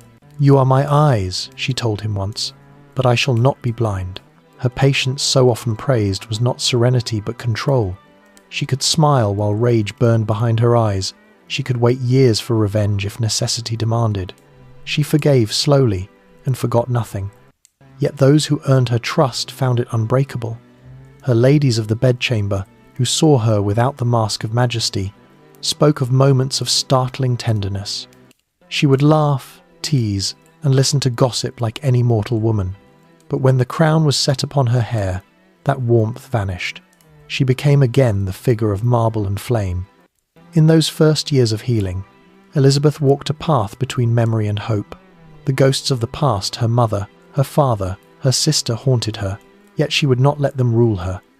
The crown that had destroyed so many became her redemption. The kingdom that had nearly killed her became her life's purpose. As her reign lengthened, England began to change beneath her steady hand. The villages grew safer, the ports busier, the air freer of fear. Children born under her rule had never known the smoke of burning heretics. Farmers planted in confidence. Scholars wrote without censorship. "God Save the Queen" became not merely a prayer but a statement of identity. She was England, and England was her. And yet, she knew that peace was a fragile thing. It had to be guarded, fed, and watched, lest it rot into complacency. So she never ceased her vigilance. Each night, as the palace candles guttered low, she would stand before the great windows of Whitehall, her reflection mingling with the lights of London across the river. The Thames flowed dark and endless beneath her gaze, as it had when she was a child in her father's palace. She would rest one hand on the cold glass and whisper, "So long as I breathe, England shall stand." That vow, half prayer, half prophecy, became the unseen pulse of her reign. For though her crown was gilded in ceremony, its foundation was labour, calculation, and faith in the endurance of her people. The broken realm she had inherited was mending, slow but sure, under her steady light. And in that long, luminous dawn of her rule, Elizabeth began to transform from queen into legend, not through conquest or miracles, but through the quieter miracle of survival, the art of rule. Elizabeth Tudor ruled not through domination, nor through divine decree alone, but through the subtle and glittering art of presence, a kind of living theatre where every gesture, every silence, and every carefully chosen word carried the weight of empire. She was both sovereign and symbol, actress and audience, weaving politics into performance so masterfully that even her enemies could not quite tell where the woman ended and the monarch began. In the long, steady decades after her first triumphs, this art of rule became her masterpiece. By the mid-1572, her court had evolved into a spectacle unlike any other in Europe. It was not merely a place of governance, but a stage upon which loyalty, ambition, and desire were played out with exquisite tension. Courtiers arrived at dawn in silken finery, rehearsing their flattery as actors might rehearse lines. The air smelled of rosewater and intrigue, the sound of lutes and whispered alliances blending into the same gentle hum. Yet behind the perfume and poetry lay a machine of astonishing control, a monarch who saw and remembered everything. Elizabeth understood that to rule men, she must fascinate them. Power was not enough. It had to be adored. She was the axis around which all moved untouchable, radiant, and unpredictable. "I will have here," she once said to her ladies, "no man think me easy to please. I must be sought, as heaven is sought by labour and by love." Her charisma was legend. To foreign ambassadors, she could appear as serene as a saint. To her courtiers, she was fire and wit embodied. When she laughed, it was said the room itself seemed brighter. When she frowned, silence spread like frost. Yet all of it, the laughter, the glances, the affection, were instruments in her orchestra of authority. Among her closest courtiers, none knew this art better than Robert Dudley, the Earl of Leicester. Their relationship had matured into something layered and enduring, a mixture of friendship, love, rivalry, and memory. He had been her companion since youth, her mirror in charm and confidence. Now, as they both aged, their bond deepened into something quieter, but no less powerful. They understood each other's ambitions. They spoke the language of survival fluently. When he died in 1588, she lost not merely a courtier but her most intimate reflection. After Leicester's death, Elizabeth leaned increasingly upon her council. Men like William Cecil, now ennobled as Lord Burghley, and his son Robert, who inherited his father's precision and restraint. They were her anchors amid the tide of flatterers. Yet even they sometimes struggled to navigate her moods. She could praise a man with a smile in the morning and dismiss him by dusk for a single misstep. Loyalty to Elizabeth meant endurance, not devotion alone. She demanded to be seen, to be known, to be celebrated, yet never fully understood. When courtiers sought her favour through gifts, she examined each offering with the eye of a strategist. A jewel was never only decoration, it was a message. A sonnet was not mere praise, but proof of allegiance. The poets of her time, Edmund Spenser, Philip Sidney, and later William Shakespeare, learned to drape their tributes in allegory, turning flattery into national myth. In The Fairy Queen, Spenser cast her as Gloriana, the embodiment of virtue and majesty. In Sidney's Arcadia, she was the unattainable ideal. The Queen read their works with wry amusement, sometimes annotating margins with her own thoughts. Too much, she might write beside a particularly effusive verse, or well said beside a line that pleased her. It was not vanity that drove her to sustain this aura, it was policy. The image of the Virgin Queen, radiant and pure, became a kind of armour. It elevated her above marriage, above scandal, and above the divisions of faith. In a Europe dominated by kings, she had turned her singleness into supremacy. Her body was her nation's metaphor unclaimed, inviolate, incorruptible. The cult of Gloriana, though born of poetry, became a political reality. She knew, too, how to wield affection as a leash. Her favourites competed for her gaze as knights once fought for holy relics. To one she gave a ring, to another a smile that could undo years of doubt. She kept them near, but never close enough to forget their distance. When Francis Bacon sought greater office through flattery, she teased him, "You are too bold, sir." When Essex pressed her to act rashly in Ireland, she struck him across the face before a startled council, her pride as fierce as her love once had been. Elizabeth ruled through contrasts, gentleness and fury, reason and passion, mercy and calculation. She could kneel before her people in humility and stand before princes with the hauteur of a goddess. To Spain, she was the heretic usurper, to France the wary ally, to her own people, the steadfast mother of the realm. Every version of herself was true, for she had long ago learned to become whatever England required. Her mastery of ceremony was unmatched. The court's festivals, progresses, and masques became living symbols of her reign. Each summer, she journeyed through her kingdom, visiting noble estates, transforming the countryside into theatre. Lords bankrupted themselves to entertain her, building triumphal arches and setting entire lakes ablaze with floating fireworks. The people thronged to see her carriage pass, kneeling as she rode by. To them, she was not flesh and blood, but something mythic, a vision of England's glory rendered in gold and white. At Kenilworth, in 1575, Leicester outdid all others in homage. For nearly 3 weeks, his estate became a world of enchantment. Music by day, fireworks by night, banquets upon floating barges. Actors dressed as nymphs, and gods hailed the Queen as Venus herself. Elizabeth smiled through it all, her laughter ringing like bells. But when the final revel ended and the torches guttered out, she left without a word of promise. For her, love was spectacle, not surrender. This art of distance defined her diplomacy as well. Foreign ambassadors often left her presence both charmed and confounded.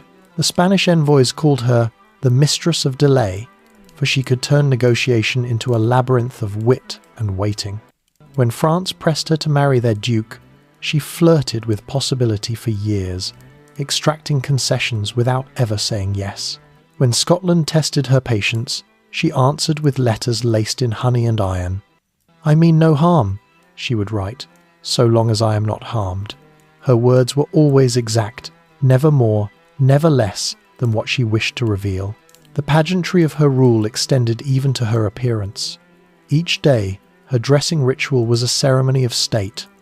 Her ladies would lace her gowns of velvet and brocade, set pearls in her hair, and paint her face with the pale white lead that masked age but invited whispers. The mirror reflected not merely a woman but a symbol constructed from endurance and will. She once told her painter, Nicholas Hilliard, "Paint me no shadows, I am made of light." That light, however, had begun to burn against the lengthening shadows of time. In her later years, Elizabeth's vanity deepened into something fragile. Her courtiers, fearful of her displeasure, exaggerated their praise until truth became theatre. When one lady accidentally referred to the Queen's younger days, Elizabeth's eyes flashed like drawn steel. "You think me old?" she asked, and the room froze. Yet behind that pride lay melancholy. She had outlived those who had once shared her laughter: Dudley, Walsingham, even Burghley.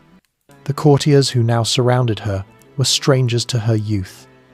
The mask of Gloriana was all that remained, and she wore it because without it she would be mortal again. Despite her isolation, her mind remained as sharp as ever. She attended to matters of state with the same discipline she had at 25. Reports flowed across her desk daily, from Ireland, from the Low Countries, from the New World. She read them all, annotating in her tight, spidery script.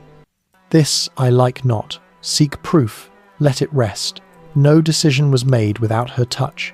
Her ministers, impatient for quicker action, sometimes grumbled at her delays. "Madam," Essex once dared to say, "time presses." "My time," she replied, "is my own." That reply, simple as it was, contained the secret of her reign. She had survived by mastering time, by bending it to her will, stretching it between indecision and command until her enemies exhausted themselves. Where others acted, she waited. Where others rushed, she endured. She knew that history belonged not to those who shouted loudest, but to those who lasted longest. The poets who flourished under her reign understood this instinctively. They wrote of her as an eternal presence, a light that neither flickered nor faded. In their words, she became England itself constant amid change, sovereign of the sea and the soul. It was this image, as much as her politics, that forged the myth of the Elizabethan age. But every myth carries its price. The loneliness that shadowed her heart deepened with the years. At night, in her chambers, when the courtiers had gone and the musicians' last notes had died, she would remove her jewels one by one, setting each crown and chain upon the table. Beneath the paint and pearls, the face that looked back from the mirror was not Gloriana's, but Elizabeth's tired, lined, human.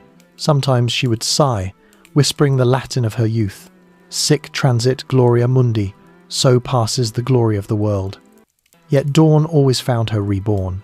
When the doors of the council chamber opened, she was again the sovereign who had outwitted kings, defied popes, and commanded the loyalty of millions. She had turned her own frailty into strength, her singleness into sanctity, her image into immortality.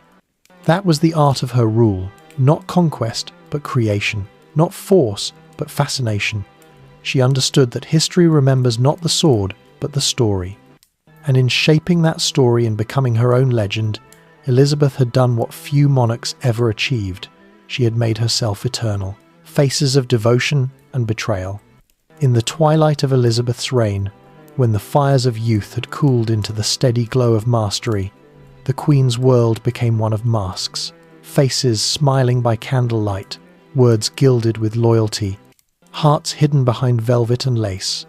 Her court was both a theatre and a trap, filled with men who loved her, served her, envied her, and sometimes sought to undo her. Devotion and betrayal were twin stars orbiting her crown, and she, ever the consummate player, knew how to balance between them. The aging monarch still dazzled all who approached her.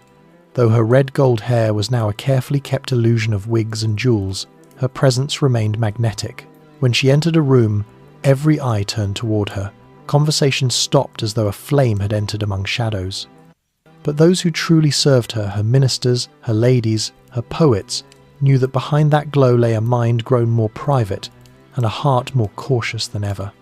After the defeat of the Spanish Armada, Elizabeth's power seemed unassailable. Her navy ruled the seas, her people adored her, her enemies licked their wounds across the water. Yet peace was not as simple as victory. War with Spain lingered on in costly skirmishes. The Irish question remained unresolved. And at home, ambition brewed restlessly within her glittering court. The new generation of nobles, young, fiery, untested, had never known the fear that shaped her. They saw her patience as hesitation, her caution as weakness. Chief among them was Robert Devereux, the second Earl of Essex. He had risen like a comet, brilliant and reckless, his confidence equal to his beauty. To Elizabeth, he was the ghost of Robert Dudley, reborn bold, captivating, dangerous. She saw in him the charm and vigour of her youth, and perhaps the echo of what might have been had she not chosen solitude as her crown. He, in turn, saw in her a mirror of power and an obstacle. Their relationship began as a dance of fascination. Essex flattered her endlessly, calling her "my goddess," writing her letters filled with devotion. In return, she gave him titles, lands, and command. When he spoke to her, she softened. When he turned away, jealousy flickered in her heart like a forbidden ember. But Essex was no Dudley. He lacked the older man's discipline and respect for the delicate balance of the Queen's pride. He was a soldier of impulse, born for the battlefield, not the council chamber.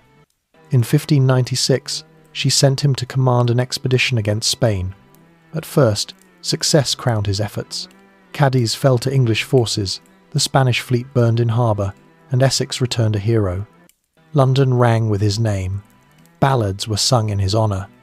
Yet the Queen, wary of vanity, withheld the rewards he expected. She saw how easily triumph could curdle into arrogance. When Essex demanded a seat on the Council of War and greater authority, she rebuked him sharply. "When we have need of such a subject," she told him coolly, "we will send for you." The sting of her words cut deep. Essex began to resent the restraint of a woman he believed past her prime. Around him, a faction of young nobles and poets, restless, ambitious, eager for glory, whispered that England needed fresh blood. They saw themselves as knights of a fading age, heirs to the future.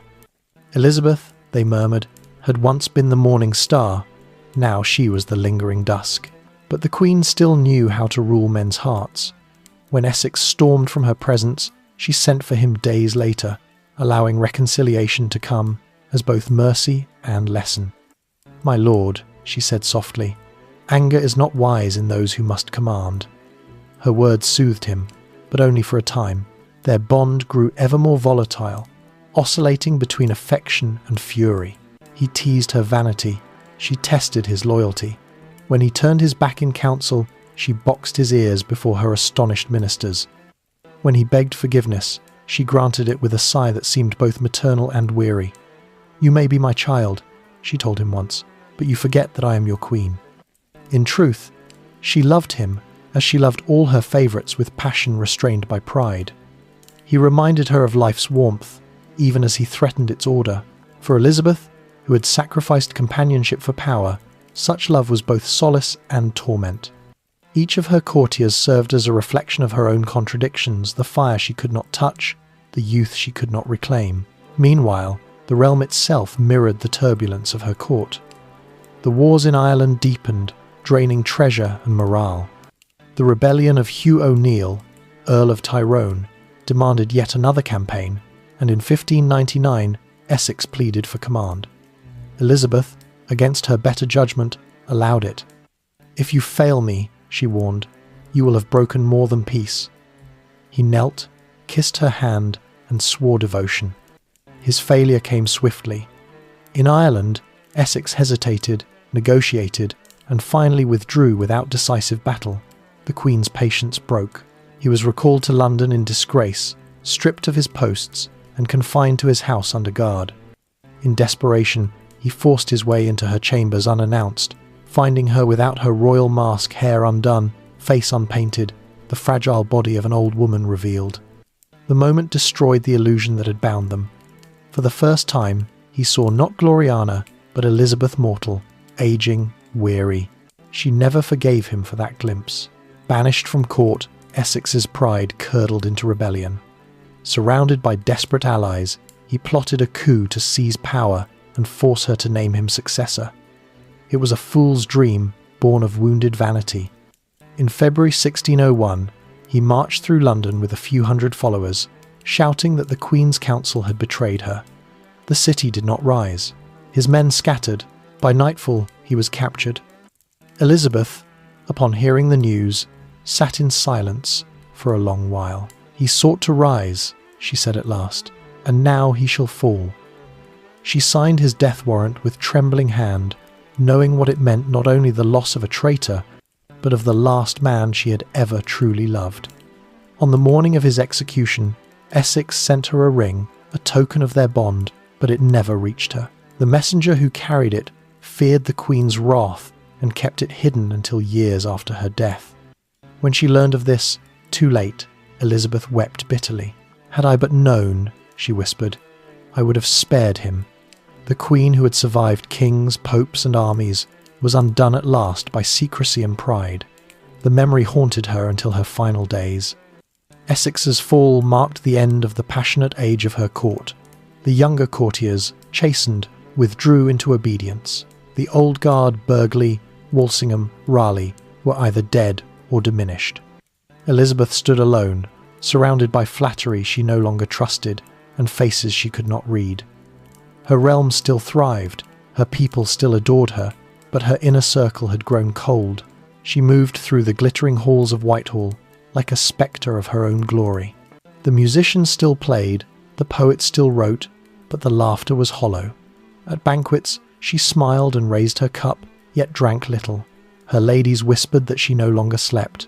She would walk for hours, murmuring prayers or fragments of Latin verse. "The past," she said once, "is a foreign country where I am always welcome." In her solitude, she returned to the things that had always sustained her: her faith in reason, her love of learning, her devotion to England itself. She read scripture, Seneca, and histories of Rome. She found solace in the endurance of those who, like her, had ruled through will rather than affection. "Time," she wrote in the margin of one book, "is the test of all things." But time was testing her too. The courtiers who had once praised her beauty now praised her wisdom. The songs written in her honour became elegies. Her reflection in the mirror grew pale, her body frail. The weight of 40 years of rule pressed upon her shoulders, yet she refused to surrender to weakness. Even as her strength waned, she kept her sharp tongue and sharper humour. When one ambassador dared to hint at her age, she replied, "I am as young as ever, for kings cannot grow old." Beneath the bravado, however, lay exhaustion. The betrayals of her later years, Essex's rebellion, Raleigh's disobedience, the endless intrigues of succession had eroded her spirit. The loneliness she had chosen as protection now closed around her like ice. The throne, once her triumph, had become her prison. She had sacrificed love for sovereignty, companionship for command. Now, surrounded by courtiers who spoke her praises yet mourned her in secret, she began to understand the cost. Still, she never relinquished control. Even in despair, she ruled with precision. She approved laws, signed treaties, and read every dispatch. Her mind, though burdened, remained formidable. "I see all and say nothing," she told a visitor the same creed that had carried her from the tower to the throne. When the court celebrated her 71st birthday, she wore a gown of silver lace and pearls, the same colours she had worn at Tilbury decades before. "Is it not fitting," she murmured to her ladies, "that a queen should end as she began, clothed in light?" The remark was wistful, not vain. She knew that the light was fading, but she intended that it fade with dignity. The faces of devotion and betrayal had passed before her for half a century, each leaving its mark. She had outlasted them all, lovers and traitors, friends and foes. And as the candles burned low around her, she understood that perhaps the true art of rule was not victory or love, but endurance. The queen who had once ruled hearts now ruled memory itself, a woman made of both flame and ash, who had loved fiercely and forgiven rarely, who had trusted few but England most of all, the mirror of the world. By the closing years of the 16th century, Elizabeth's England had become a world unto itself, a kingdom reborn from isolation, humming with trade, invention, and imagination. What had once been a small, fractured island nation now pulsed with confidence, its ships roaming far oceans, its poets reshaping language, its people seeing themselves reflected in the image of their queen. It was not only an age of politics and war, but of vision, a mirror in which the world began to see the English spirit reflected in light and art and word. Elizabeth understood the power of image, as few rulers ever had. She had spent her life constructing the Virgin Queen, the wise ruler, the guardian of a golden peace, and that image now radiated through her court into every corner of culture. Artists, playwrights, musicians, and explorers all drew strength from her myth, until the entire kingdom seemed to breathe in rhythm with her. The court itself was the centre of this radiance. It was a world of ceremony and intellect, an organism of movement and display, where the boundaries between government and art disappeared. Painters recorded every tilt of her head. Poets sculpted her virtues into verse. Scholars argued philosophy in her presence while glancing nervously to read her expression. She listened to everything and forgot nothing. Her favour could raise a man from obscurity to fame, and her silence could destroy him. Every talent, every creation had to serve the crown's image. In those great painted halls at Whitehall and Hampton Court, the Renaissance found its English home. The ceilings shimmered with allegory gods, muses, and angels painted as if in service to her reign. Music drifted constantly through the corridors, lute and viol, madrigal and hymn. Foreign visitors wrote of her court as the most brilliant in Europe, a place where politics was conducted in poetry, and power itself had been made beautiful. Yet Elizabeth's encouragement of this flowering was never sentimental. She valued art not only for its beauty, but for its usefulness. The arts became the voice of her policy, the expression of her strength. A painting of the Queen was a message to Europe that she was unchanging, untouchable, eternal. A poem praising her wisdom was also a declaration of national pride. She understood, instinctively, that culture was as effective a weapon as steel. Her portraits multiplied, each more symbolic than the last. Gone were the natural faces of her youth. In their place appeared icons. In one, she stood with hand upon a globe, her fingers resting on the Americas, the suggestion of empire not yet born but already claimed. In another, the rainbow portrait, her gown was covered in eyes and ears, her mantle embroidered with suns, her hand holding a rainbow, bearing the inscription, "Non sign sol iris," no rainbow without the sun. The meaning was unmistakable. There was no peace, no beauty, no order without her light. To her subjects, these images became sacred. They hung in town halls, in merchant houses, in the chambers of scholars. The Queen's face was the nation's seal, her calm gaze the guarantee of continuity. When rebellion stirred, her image was enough to still it. When famine threatened, her proclamations were read like prayers. The writers of her time, too, shaped her myth. Edmund Spenser's The Fairy Queen transformed her into Gloriana, the eternal embodiment of virtue and sovereignty. Philip Sidney's Arcadia carried her courtly ideals into romance and reflection. The theatre, newly alive in London's bustling districts, echoed her contradictions: strength and vulnerability, passion and reason, mercy and command. The playwrights who filled those wooden stages, Marlowe, Kyde, and most of all Shakespeare, gave her people a new language to describe themselves. Elizabeth's government, though cautious of unrest, allowed this ferment to flourish. She and her council understood that the arts bound the people more effectively than fear. The Queen herself attended performances when the court companies acted before her, and her laughter or silence could make or end a playwright's career. It was under her watch that Shakespeare's early histories and comedies took shape plays that celebrated England's past and imagined its destiny. The great line, "This blessed plot, this earth, this realm, this England," spoke to the very vision she had fostered. Beyond her capital, her influence stretched across seas. The same imagination that filled her theatres sent her sailors beyond the horizon. The era of exploration of Drake's circumnavigation, of Raleigh's colonizing dreams, of the first ventures to America, unfolded beneath her gaze.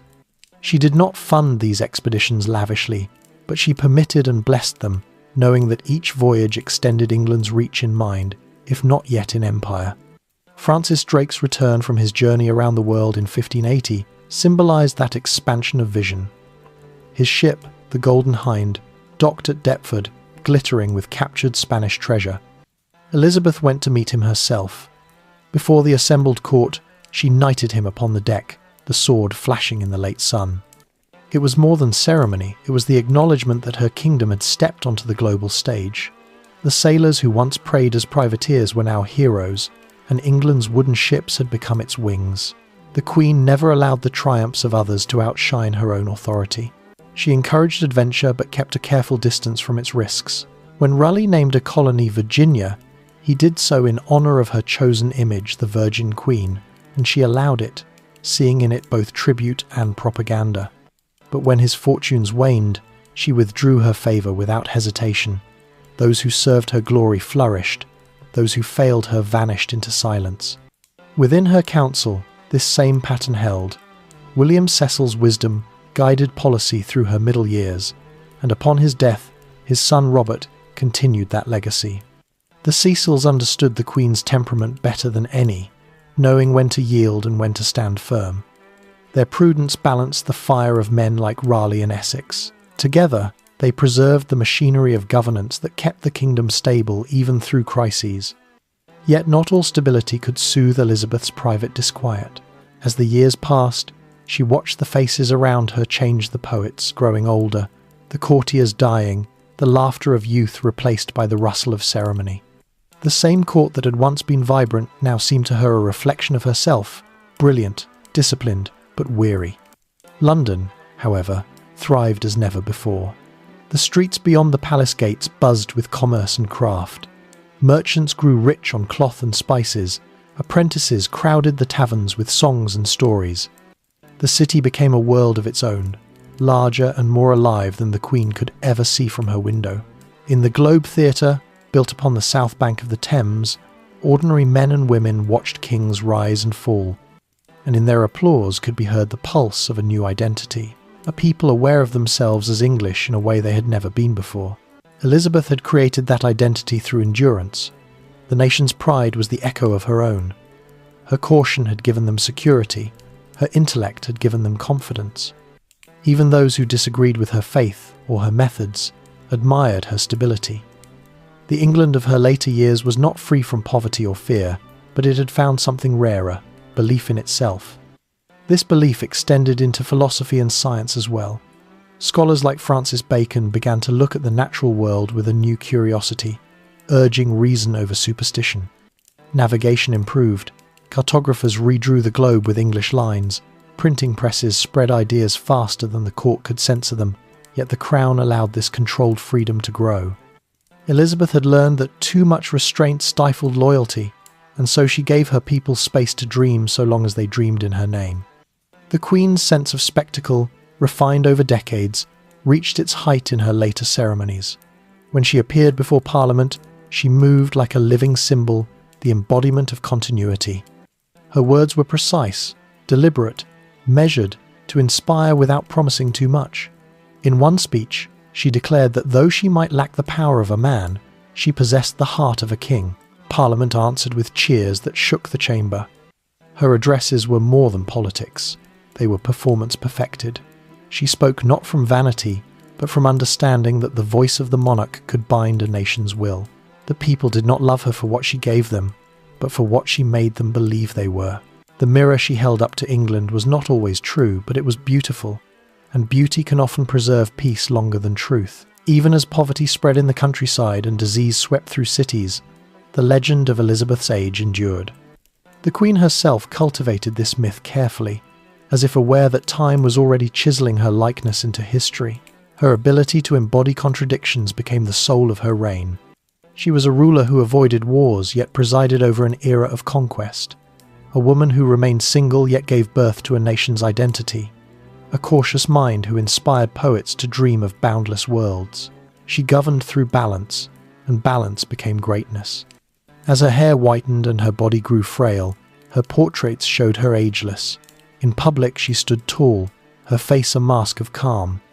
Her courtiers bowed before that image, half in reverence, half in fear. No one dared speak of succession. The future, like her mortality, was a forbidden subject. Still, she remained at the centre of the world she had shaped. Ambassadors continued to send reports home describing her as formidable and charming, aged in years but not in spirit. The Venetian envoy wrote that she commands men's hearts with a look and rules the realm by intellect alone. Her England, reflected through her, had become something larger than geography. It was an idea. The Elizabethan age, though she could not name it so, had already begun to live beyond her. And so she continued, moving through the golden halls that bore her symbols, surrounded by poets and politicians who owed her everything, walking among the mirrors that reflected her power.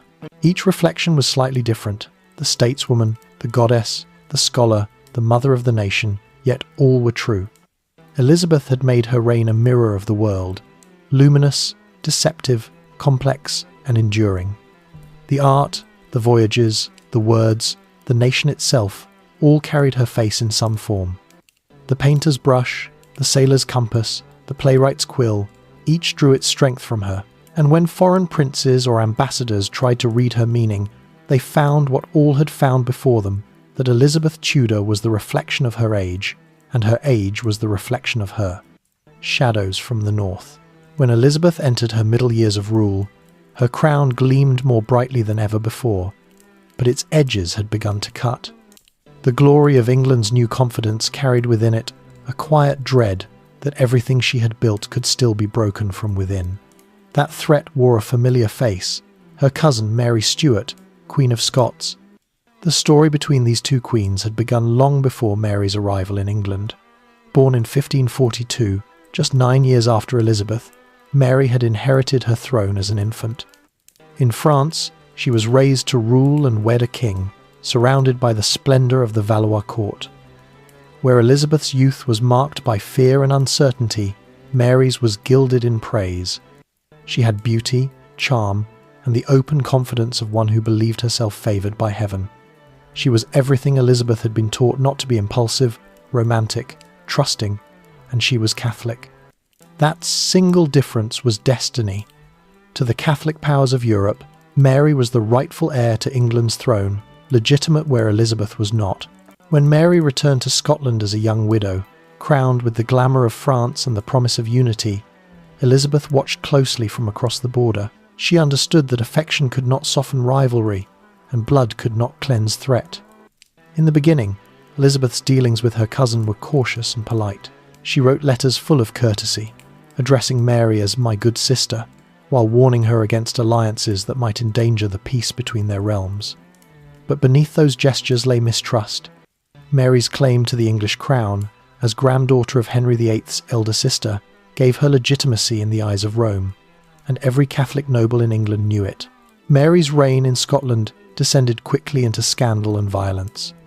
Her marriage to Henry Darnley, handsome and vain, turned bitter. His murder in 1567, followed by her hasty union with the man accused of the crime, the Earl of Bothwell, shocked even her supporters. Rebellion flared. Forced to abdicate in favour of her infant son, James, Mary fled across the border into England, seeking refuge from her cousin. Elizabeth was faced with a dilemma that no monarch could envy. To send Mary back to Scotland was to condemn her to death.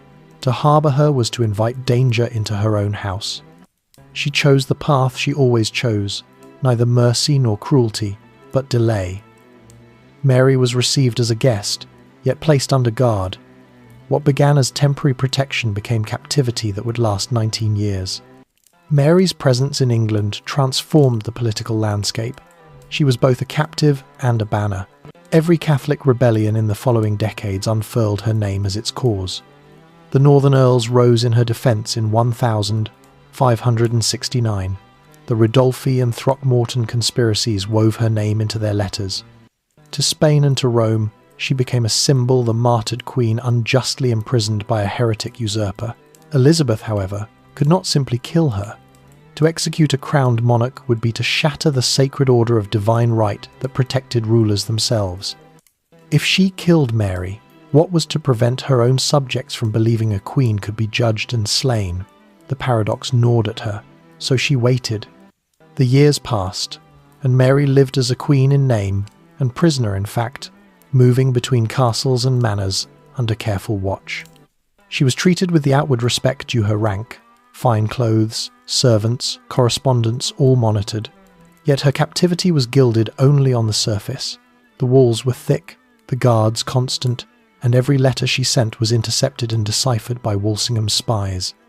The English spymaster, patient and relentless, built a network across Europe that fed on secrecy and fear.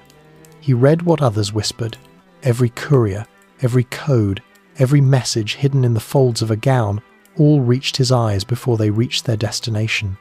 Through his agents, Elizabeth learned the pulse of every conspiracy before it was born. Still, Mary was not a woman to surrender quietly. She wrote with elegance and cunning, protesting her innocence, appealing to foreign allies, plotting escape and restoration. To her, Elizabeth was both cousin and captor, sister and enemy. To Elizabeth, Mary was both mirror and warning, a reflection of what might have been had her own caution failed her.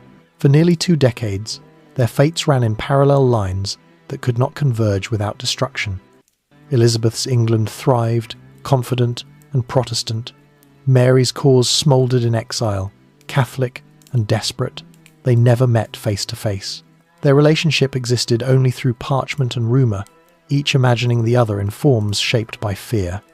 By the 1,580 seconds, the pressure had reached breaking point. The Pope's excommunication of Elizabeth had turned rebellion from treason into duty for devout Catholics. Jesuit missionaries slipped into England disguised as scholars and servants, preaching that salvation required her overthrow. From France and Spain came new plots. From within her own realm, the old families whispered prayers for deliverance. Each conspiracy carried the same refrain: free Mary, crown her, and restore the old faith. The most dangerous came in 1586, the Babington plot. Anthony Babington, a young Catholic noble, corresponded with Mary through letters smuggled inside beer barrels. The messages, written in cipher, spoke of assassinating Elizabeth to place Mary on the throne. Walsingham's agents, as always, had already cracked the code. They let the letters continue until Mary's reply arrived, her approval, signed in her own hand. That single mark of ink sealed her fate. The council demanded execution. Walsingham presented the evidence before the Queen. The letters, the signatures, the web of guilt. Elizabeth read them in silence. When she finally spoke, her words were level. "She has sought my death," she said, "and shall find hers." Yet her hesitation remained. Weeks passed as she pondered the warrant. To execute Mary was to end the question of her own legitimacy forever, but it was also to kill a cousin, a queen, and a woman. Elizabeth's humanity, so often hidden behind statecraft, warred with her duty. Her ministers pressed her, her conscience resisted. In the end, she signed. The warrant went forth. On the morning of the 8th of February 1587, Mary Stuart was led into the great hall of Fotheringhay Castle. Dressed in scarlet, the colour of martyrdom, she walked with steady dignity to the block. She spoke of her faith, her innocence, her trust in God. Her head was severed in a single stroke, and with it fell the last great challenge to Elizabeth's reign.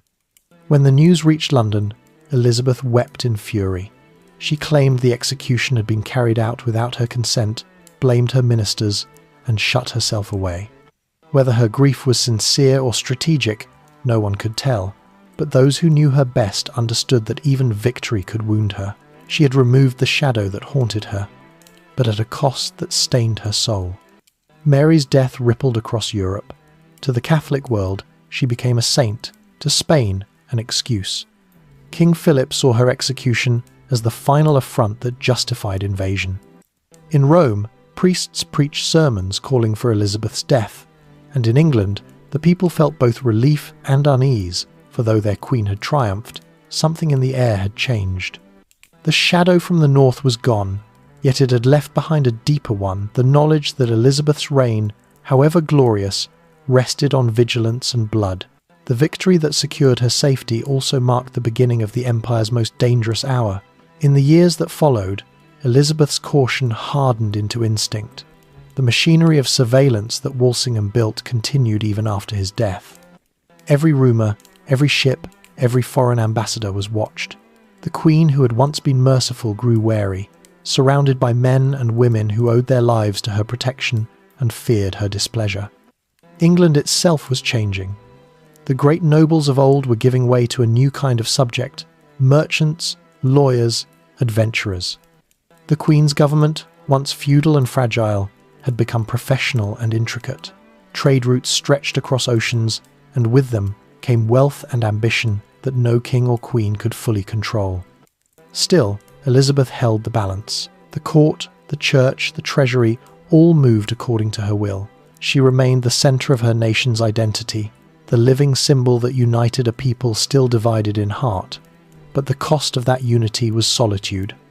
The throne that once glittered with promise now felt colder with each passing year. When she looked north, she no longer saw rebellion or rivalry. She saw only her cousin's son, James VI of Scotland, now grown, learned, and shrewd. He was Protestant, cautious, and patient, much like herself. The irony was not lost on her. The child of the woman she had destroyed would one day inherit her crown. Perhaps it comforted her to know that her bloodline would continue, even through that irony. Perhaps it haunted her. The North no longer threatened her borders, but it lingered in her thoughts. The rivalry with Mary had defined her middle years. Its resolution defined her legacy. She had outlasted her enemies and secured her realm. Yet every triumph in her life had come paired with loss, and this was no exception. The Queen who had once faced execution in the Tower had now ordered another Queen's death. The woman who had been the victim of suspicion had become the instrument of judgment. History, she understood, was a mirror, and in Mary's story she saw her own reversed, distorted, but unmistakably hers. In that realization lay the quiet truth of her reign, that survival, though victorious, is never pure. The shadow that had risen from the north was not only Mary's, it was the shadow of Elizabeth's own humanity, her fear, her pride, her need to endure. She had defeated it, yes, but she would carry its shape within her until the end of her days. The plot and the axe. The execution of Mary, Queen of Scots, had been the most difficult decision of Elizabeth's life, and though the ink on the death warrant dried decades before her own, it never vanished from her conscience. In that single act she had chosen survival over sentiment, and in doing so she had crossed the final boundary of mercy. The shadow of that choice would follow her into the long dusk of her reign. In the winter after Mary's death, England was quiet, but the quiet was deceptive. The court's laughter echoed against the walls of Whitehall, yet beneath its music ran a low current of fear. Elizabeth's ministers knew that the Catholic powers of Europe would not forgive her.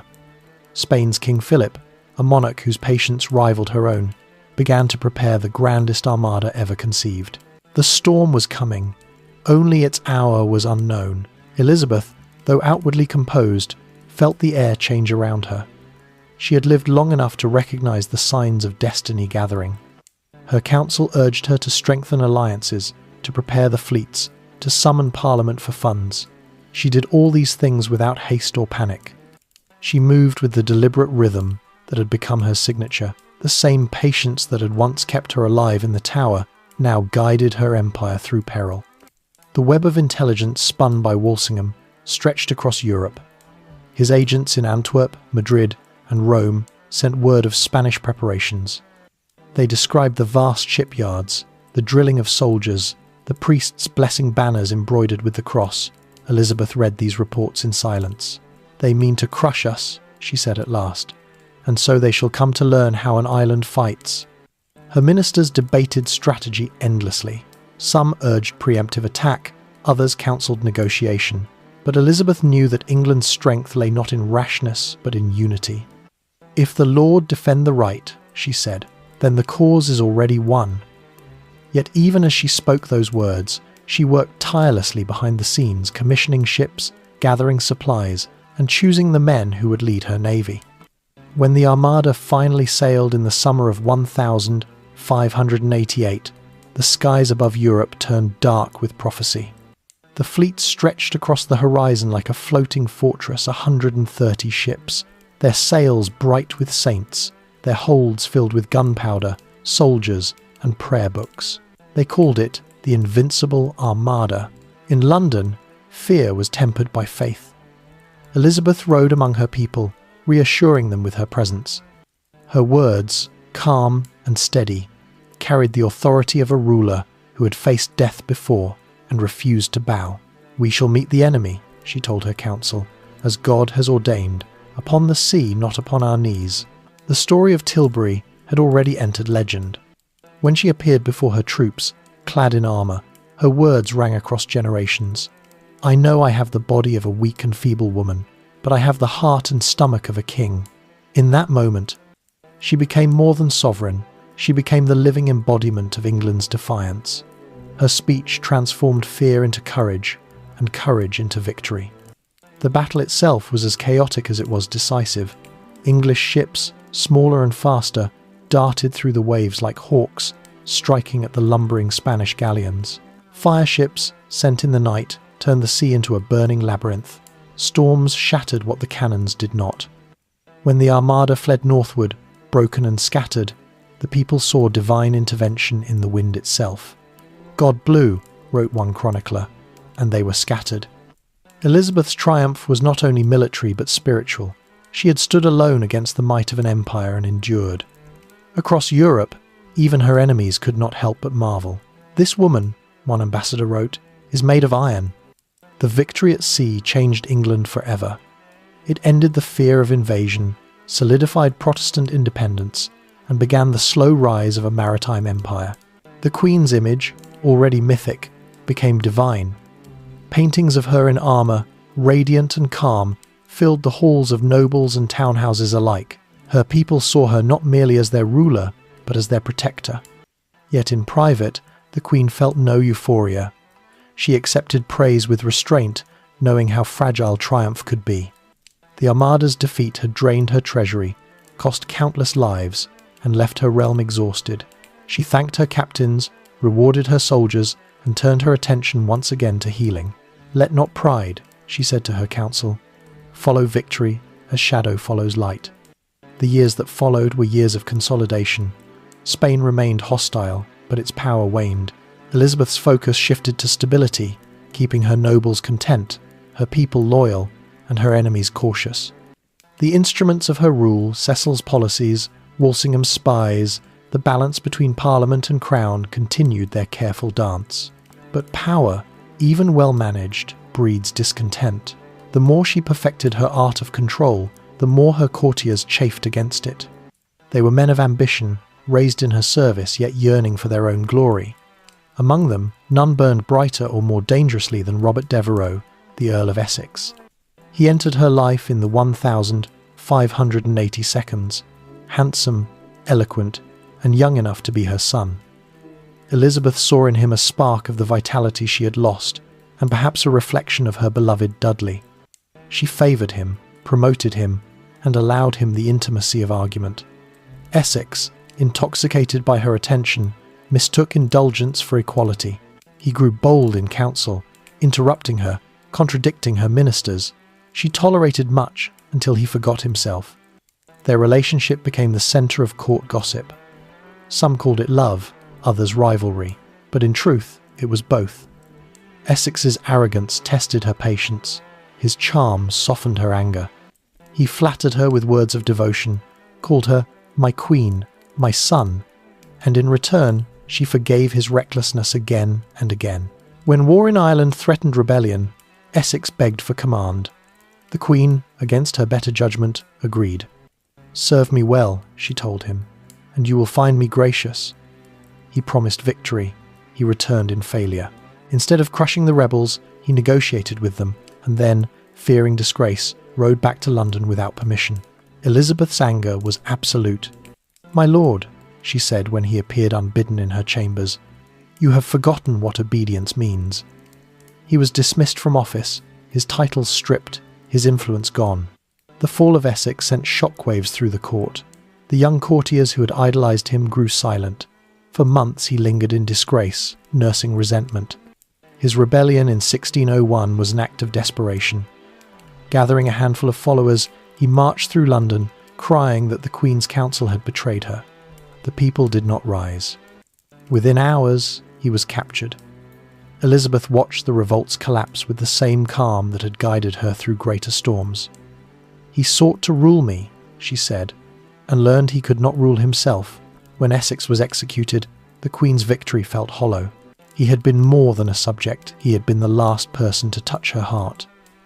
After his death, she grew quieter. The court no longer sparkled as before. The music still played, the masks still danced, but she rarely smiled.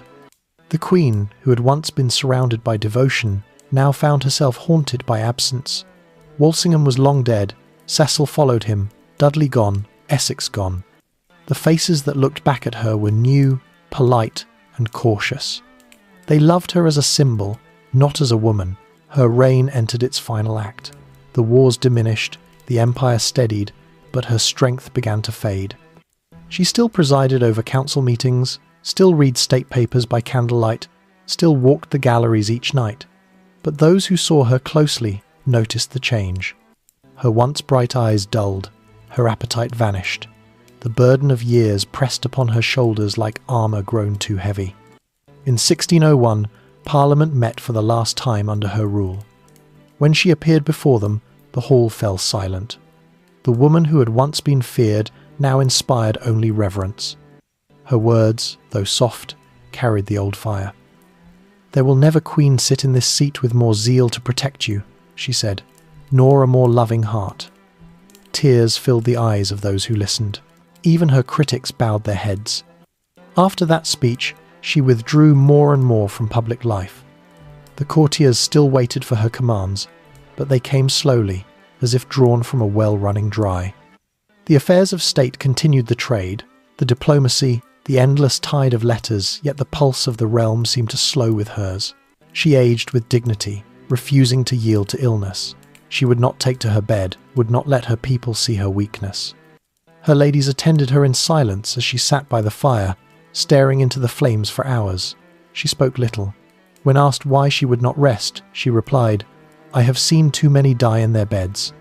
The Tower of London, the old spectre of her youth, stood visible across the Thames from her window. It had haunted her all her life, a symbol of survival and the cost of rule. Sometimes she would look toward it for long minutes, saying nothing. Perhaps she remembered her mother's fall, her own imprisonment, the narrowness of the path that had brought her here. Perhaps she simply saw in its stones the endurance she herself had matched. When death came for her in 1603, it was slow and silent. She refused food, spoke less each day, and at last lay down upon her cushions at Richmond Palace. The courtiers whispered around her. The doctors muttered their futile prayers. She waved them away. She had lived by will alone, and she would die by it. Her body was weak, but her mind remained sharp to the end. When asked who should succeed her, she raised her hand and gestured toward the north, toward the son of the woman she had executed, James of Scotland. The irony did not escape her ministers, nor, perhaps, Elizabeth herself. She died as she had lived, on her own terms, in control to the final breath. When the news spread, London fell into mourning. Bells tolled for days, black banners draped the streets. The people wept openly, for they knew that the age itself had died with her. Elizabeth was carried to Westminster Abbey on a bier draped in white velvet, followed by thousands in silence. As the coffin passed, old soldiers saluted, children knelt, and merchants closed their shops. The woman who had once feared the scaffold now rested among kings. Her death marked not only the end of a reign, but the closing of an era, the last and greatest chapter of the Tudor story. In her wake, she left a kingdom stable, prosperous, and proud, a people who believed in their destiny, and a legend that would never fade. The axe that had once fallen on her enemies had spared her. The plots that had sought to end her had only strengthened her resolve. Her life, written in patience and fire, stood as the measure of endurance. She had lived through danger, through love, through betrayal, through time itself, and though the world she built would change beyond recognition, her spirit sharp, radiant, and indomitable would remain woven through the fabric of England forever, the Empire of the Sea. The English Channel that once divided Elizabeth's small island from the mighty powers of Europe became, in her reign, a path to greatness. When she first took the throne, her navy had been a neglected fleet of rotting timbers and unpaid men. By the time her crown had aged with her hair, It had become the spine of a nation that dared to imagine itself as master of the waves. The Empire of the Sea was not born in a single victory, nor in a sudden rush of expansion. It grew from decades of hunger, labour, risk, and vision, fostered by a queen who understood that on the water lay the future of her people. Elizabeth herself had never set foot beyond England's shores, yet she ruled as though she could see over the curve of the world. From her window at Greenwich, she would watch the sails move up and down, the Thames, traders, privateers, and explorers all carrying the same flag. The tide, steady and unending, became the rhythm of her age. The seas were no longer a boundary but a mirror, reflecting England's ambition back at itself. In the early years of her rule, the English navy had been a patchwork of royal ships and private vessels. It was Sir John Hawkins who first began to forge it into a disciplined force, redesigning hulls for speed and endurance, standardizing armaments, and insisting that men be trained, not merely hired. He was both sailor and businessman, bold enough to profit where others saw danger. His cousin, Francis Drake, was even bolder, part warrior, part pirate, and wholly English. To Spain, they were thieves and heretics. To Elizabeth, they were useful instruments of defiance. She did not openly command them to plunder Spanish galleons, but she did not forbid it either. "If they bring us gold," she told her ministers, "we shall ask not too many questions as to how it was gotten." And they brought gold indeed, mountains of it, torn from the treasuries of the New World and delivered into London's vaults. Drake's voyages became the stuff of living legend. In 1577, with the Queen's secret blessing, he set sail on the expedition that would circle the globe. For nearly 3 years he vanished into the unknown, his ships battered by storms, disease, and the hostility of foreign empires. When he returned in 1580 aboard the Golden Hind, his decks heavy with captured treasure, the world had changed. Elizabeth herself came to meet him at Deptford. Before the assembled court, she knighted him upon the deck, the blade flashing in the afternoon light. The message was clear. England's reach had expanded beyond Europe, and its queen approved. The wealth Drake carried home, silver, spices, silks filled her treasury. But his voyage carried something more valuable: the proof that English courage could challenge the powers of the world. After Drake came Raleigh, who dreamed not merely of plunder, but of settlement. He envisioned colonies, plantations, new realms across the sea that would bear the Queen's name. When he called the first of these Virginia, in honour of her virgin state, she smiled and accepted the compliment. The attempt at Roanoke failed, its settlers vanishing into the wilderness, but the idea took root. The English imagination, once bounded by coasts and forests, now stretched across oceans. In London, the docks swelled with ships and noise. The air smelled of pitch and salt. The cries of merchants mingled with the songs of sailors. Maps were redrawn almost monthly, new coastlines etched in ink, each discovery a triumph of endurance. The sea became England's new church, the place where belief in destiny replaced belief in certainty. Elizabeth, for all her caution, understood that these ventures were as much about spirit as about profit. She invested sparingly, but she allowed freedom to those bold enough to risk all. She encouraged the Eastland traders who sought timber from the Baltic and the merchants of the Muscovy Company who opened contact with Russia. Each voyage, each cargo, each chart expanded England's sense of itself. The sailors who served her came to believe they fought not only for wealth, but for a cause. Protestantism and patriotism mingled into a single fervour. The sea, once the domain of Catholic Spain and Portugal, became the battlefield of a new faith, a place where Englishmen could fight, trade, and spread the word of their nation's endurance. At court, the successes of these men were celebrated in masques and music. Poets wrote of oceans as symbols of freedom, of England as a ship guided by the hand of the Virgin Queen.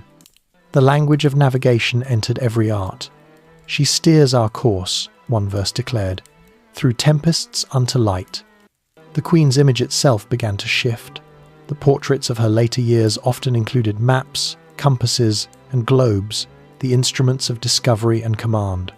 She was painted standing over the world, her gaze directed outward, her hand resting on the globe. In those images lay the unspoken truth.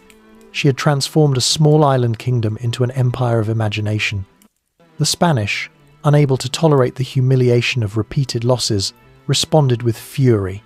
Their treasure fleets travelled under heavier guard, their colonial governors fortified their ports. Yet for all their might, the tide of history had begun to turn. The English, unburdened by empire's complacency, learned from failure. They built smaller ships, faster and more maneuverable. They trained their sailors not only to fight, but to think. The art of seamanship became a science. Elizabeth herself encouraged these innovations. Though she never pretended to understand the mechanics of navigation, she appreciated its symbolism. She ordered that her captains be treated as gentlemen, their victories recorded, their charts preserved. She granted charters to new trading companies, blending private enterprise with royal authority. The English merchant, once a humble figure, now stood beside the nobleman as an agent of the realm. In this transformation, a new kind of patriotism emerged. The loyalty once owed to the monarch alone began to attach itself to the nation. The sailors who braved the Atlantic carried not just the flag of George, but the belief that England itself was chosen. The victories at sea became moral victories, the struggles of common men sanctified by the idea of divine favour. The victory over the Armada in 1588 was the catalyst. Though Spain rebuilt its fleet, it never again commanded fear. The myth of invincibility was broken. England, small yet unbowed, now saw itself as protector of liberty against tyranny. In Elizabeth's speeches, this idea took root and grew. "We are an island," she declared, "but not alone." It was both prophecy and promise. The expansion of maritime trade brought change at home as well. London became the beating heart of the New World economy. The river teemed with ships bearing goods from every corner of the known world: sugar, tobacco, silk, and strange fruits. The Queen's taxes filled her coffers, but she also saw the danger in too much wealth too quickly gained. Inflation crept upward, and the poor still struggled, but the sense of opportunity pervaded all classes. Elizabeth's policies balanced ambition with restraint. She allowed privateers to operate under letters of marque, legitimizing their raids against Spanish shipping, yet she punished those who crossed into outright piracy. She encouraged the founding of companies, but kept them accountable to the crown. She understood that expansion without control could breed chaos. The empire of the sea was thus not merely the work of explorers and admirals, but of governance and vision. Her councillors codified laws to regulate maritime trade, established consulates abroad, and encouraged the study of navigation and astronomy. The great shipyards at Deptford and Woolwich became symbols of national pride. The navy, once improvised, became an institution. Foreign observers recognized the transformation. The French ambassador wrote in 1598 that England hath turned her face from the land to the sea, and in that element she shall find her fortune. The Venetian envoy, impressed by the discipline of her sailors, noted that their queen is not loved for her birth but for her courage, and her people are never idle. Elizabeth's ability to inspire unity among such restless energies was remarkable. She rewarded success, forgave failure when it taught wisdom, and never allowed jealousy to disrupt the greater cause. When two captains quarrelled over spoils, she reminded them, "The sea hath room for all, but no patience for pride." Yet the expansion came with its contradictions. The voyages that brought wealth also brought suffering to foreign peoples, enslaved, to sailors lost in storms, to families who waited years for men who would never return. The Queen heard tales of shipwrecks, of mutiny, of cruelty, and she hardened herself against them. "The sea," she said once, "is no gentle nurse."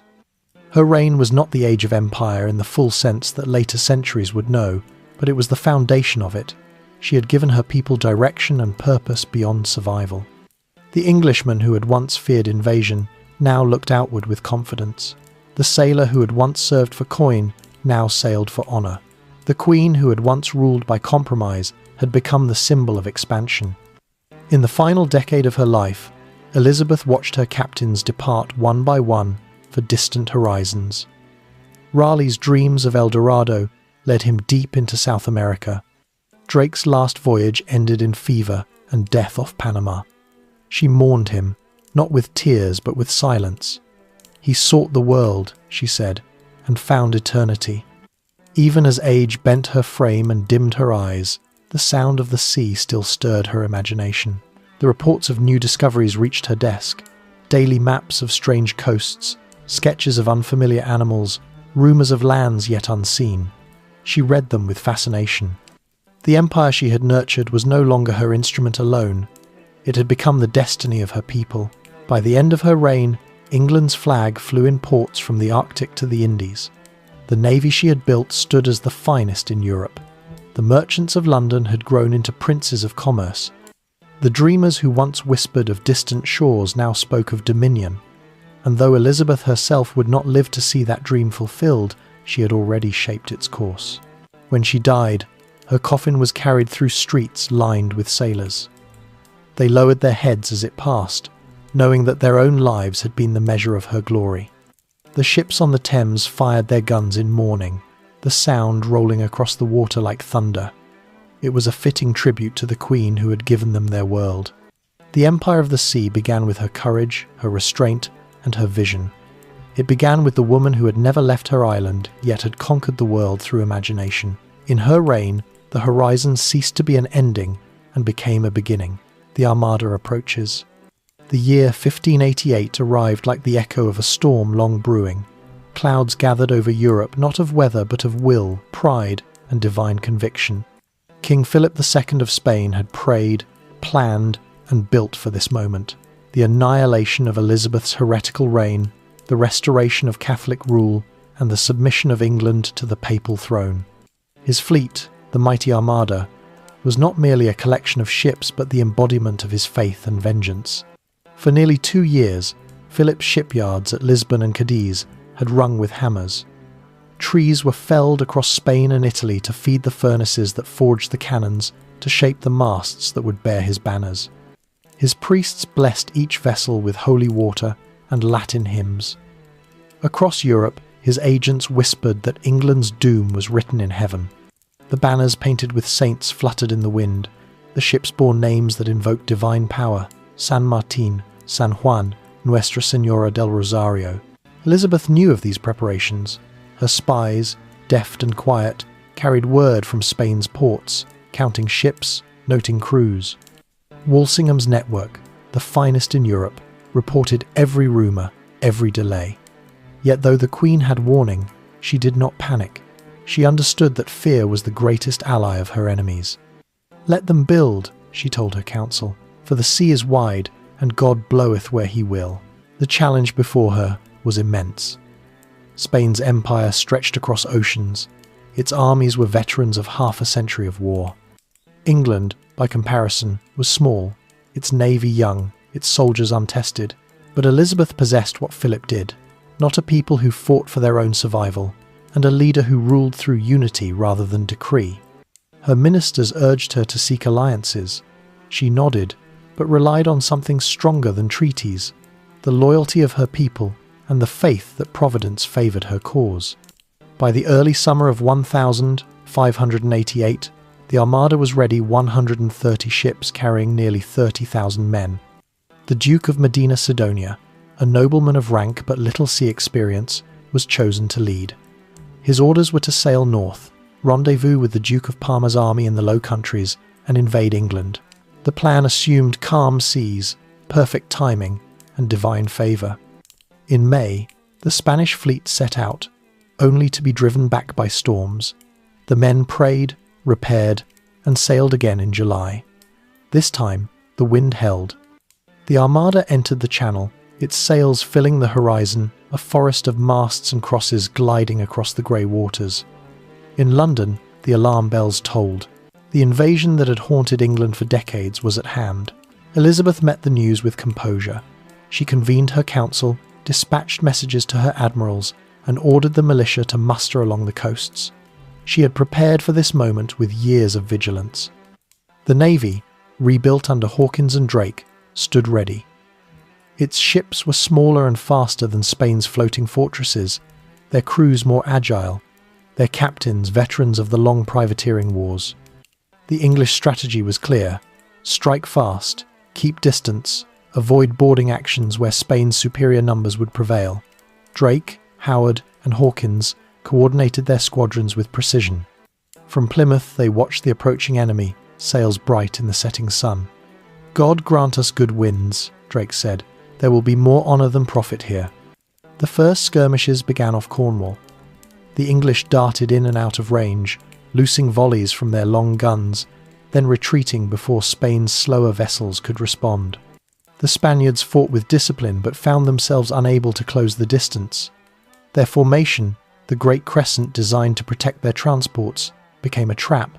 For days the running battle continued, stretching along the southern coast. English captains manoeuvred with deadly skill, cutting ships from the edges of the Spanish line, setting them ablaze, forcing them towards shallower waters. At Portland, at the Isle of Wight, at Calais, the Armada bled. The noise of cannon thunder rolled across the channel like a storm that would not end. Meanwhile, on land, England braced.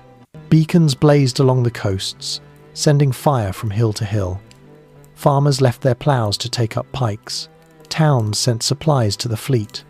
In London, prayers rose from every church. The city waited not in panic but in grim resolve. The people knew what their queen knew. There would be no surrender. At Tilbury, Elizabeth herself appeared among her assembled troops. She rode slowly along their lines, clad in a white gown and a breastplate of polished steel, her presence transforming anxiety into pride. Her voice, strong and clear, carried across the camp. "My loving people," she began, "we have been persuaded by some that we are careful of our safety, and that we should take heed how we commit ourselves to armed multitudes for fear of treachery. But I assure you, I do not desire to live to distrust my faithful and loving people. I know I have the body of a weak and feeble woman, but I have the heart and stomach of a king, and of a king of England too." The soldiers cheered, their fear dissolving into devotion. It was not rhetoric but conviction. She had faced death before. She would face it again. Her courage became the nation's armour. At sea, Drake prepared his final gambit. On the night of July 28, he sent 8 fire-ships-old vessels packed with pitch, tar, and powder drifting into the anchored Spanish line at Calais. The sight of the flaming hulks sliding through the darkness sent panic through the fleet. The Spanish captains cut their anchors, scattering in chaos. When dawn broke, the English struck. The Battle of Gravelines decided the fate of the Armada. The English guns, firing from a distance the Spaniards could not match, tore through hull and rigging. The wind turned against Philip's fleet, driving them northward toward the open sea. Pursued and harried, they fled into the North Sea, seeking a way home around Scotland and Ireland. Storms finished what English shot had begun. Ships foundered against cliffs, crews perished by the thousands. Only half the fleet returned to Spain, broken and silent. In England, the bells of Thanksgiving rang for a week. The nation that had once feared destruction now celebrated deliverance. Elizabeth attended a service at Street Paul's, walking beneath banners taken from the enemy. Her face was calm, her words modest.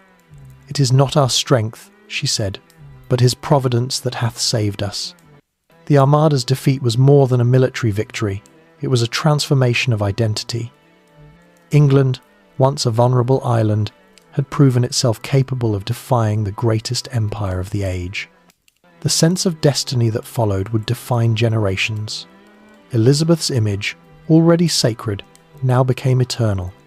Yet she herself did not indulge in triumph.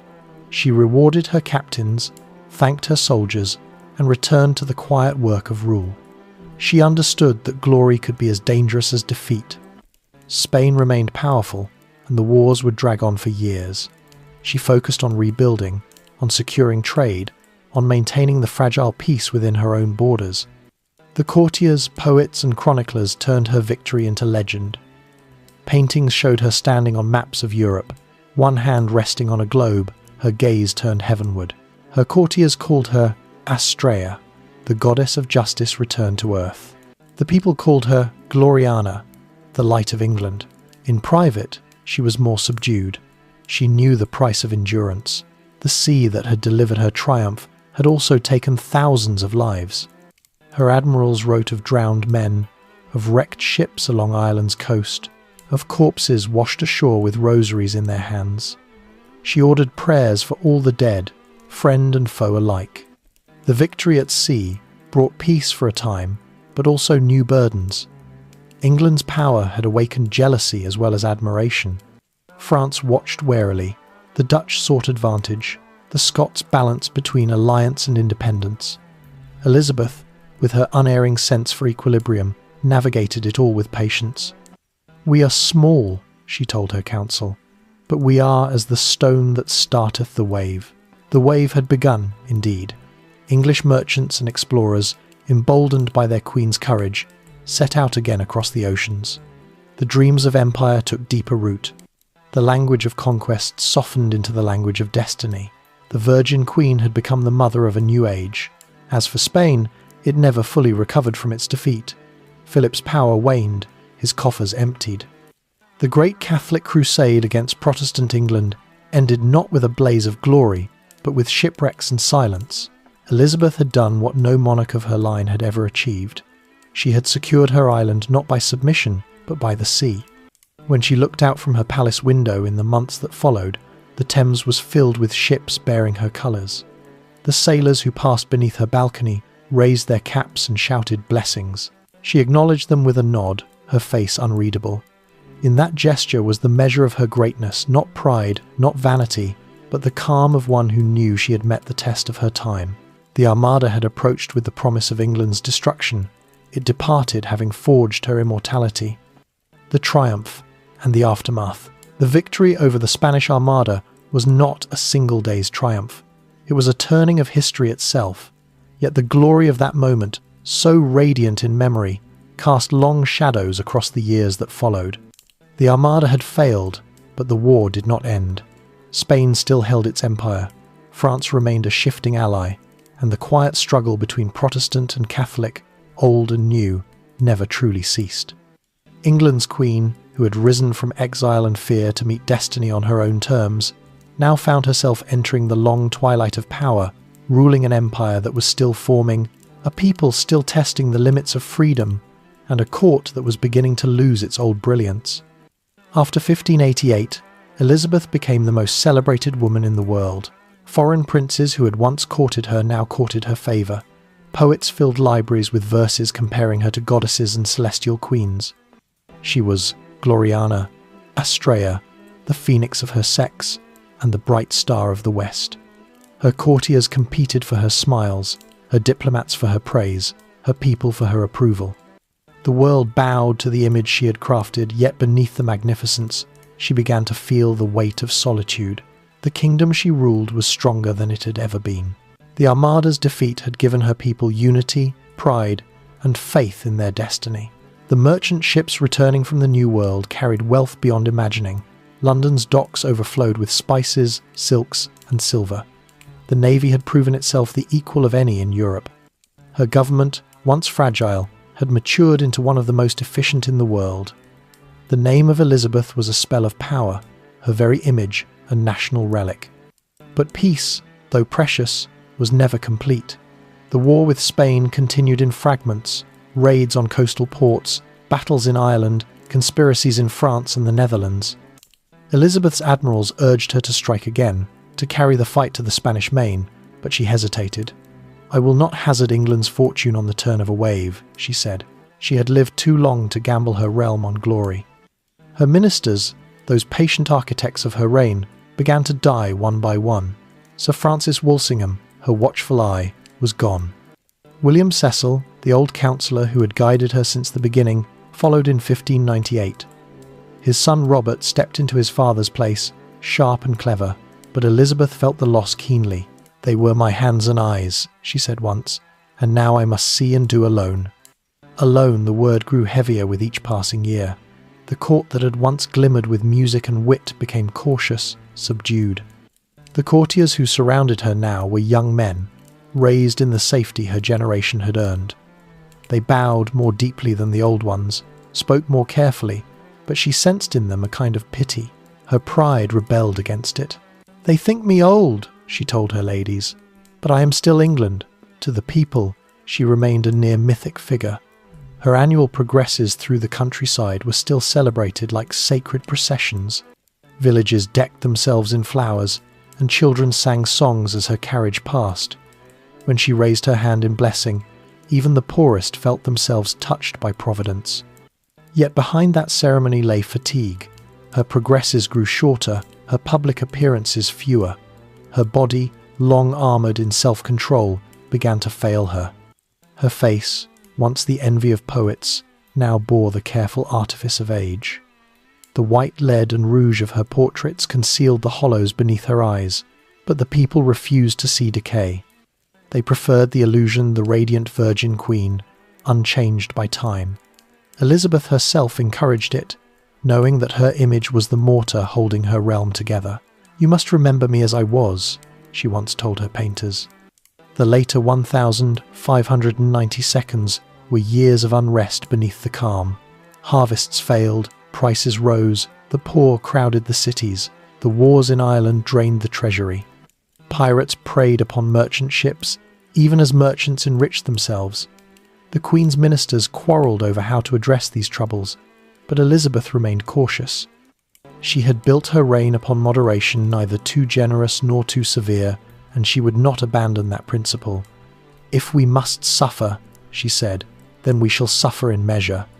In 1593, the plague struck London again. The theatres closed, the bells tolled without cease, and death stalked the streets. Elizabeth withdrew to her palaces along the Thames, issuing proclamations from afar, but she refused to flee completely. "I will not hide," she said, "from what all my people face." Her endurance steadied the nation as fear spread. Through it all, the arts flourished. The later years of her reign saw the full flowering of English literature, the sonnets of Spenser and Sidney, the plays of Marlowe and Shakespeare, the histories that celebrated England's past as prophecy for its future. The Queen was both audience and subject. Her presence haunted the stage even when she was not named. Shakespeare's heroines, strong, eloquent, witty, and unyielding, bore her shadow. In Henry V, the King's victory at Agincourt echoed the nation's pride after the Armada. In The Tempest, the spirit of discovery and mastery over nature whispered of the empire she had set in motion. Elizabeth valued these works, not as vanity, but as instruments of unity. "Words," she told her council, "are the children of peace." She understood that culture could bind a kingdom more tightly than law or sword. She encouraged patronage, granted licenses, and turned her tolerance into policy. Though she was careful to suppress sedition, she never stifled imagination. Her reign gave her people permission to think, and they rewarded her with genius. Yet even as her subjects found new voices, her own grew weary. The deaths of her closest friends and servants deepened her isolation. Her beloved Robert Dudley, the Earl of Leicester, had died years earlier. His last letter, found in her chambers after her death, was worn by her touch. The Earl of Essex, her final favourite, had fallen from grace and then from life after his failed rebellion in 1601. His execution left a silence that nothing could fill. "I am tired of being loved by those who turn away," she said afterward. As age closed around her, Elizabeth began to retreat into memory. She still presided over her council, still read dispatches, still signed her letters Elizabeth R., but the flame of ambition had dimmed. She trusted few, spoke little, and often sat for hours by the fire, her hands folded, her mind elsewhere. The courtiers who attended her learned to move quietly, as though in a sacred chamber. Her final years were marked by a kind of solemn dignity. England was secure, her enemies were weakened, her people, though restless, remained loyal. She had accomplished what few rulers ever had. She had turned survival into triumph. But triumph is never free. The solitude that had once been her protection had hardened into her prison. In 1601, Parliament met for the last time under her reign. The members, aware that her health was failing, prepared to present their grievances. Elizabeth, as always, faced them with composure. Her speech that day, remembered as the Golden Speech, was her farewell to power without admitting it.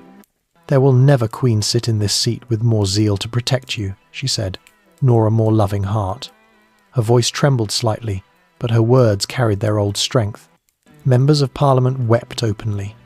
When she finished, they knelt as one, not before their ruler, but before their history.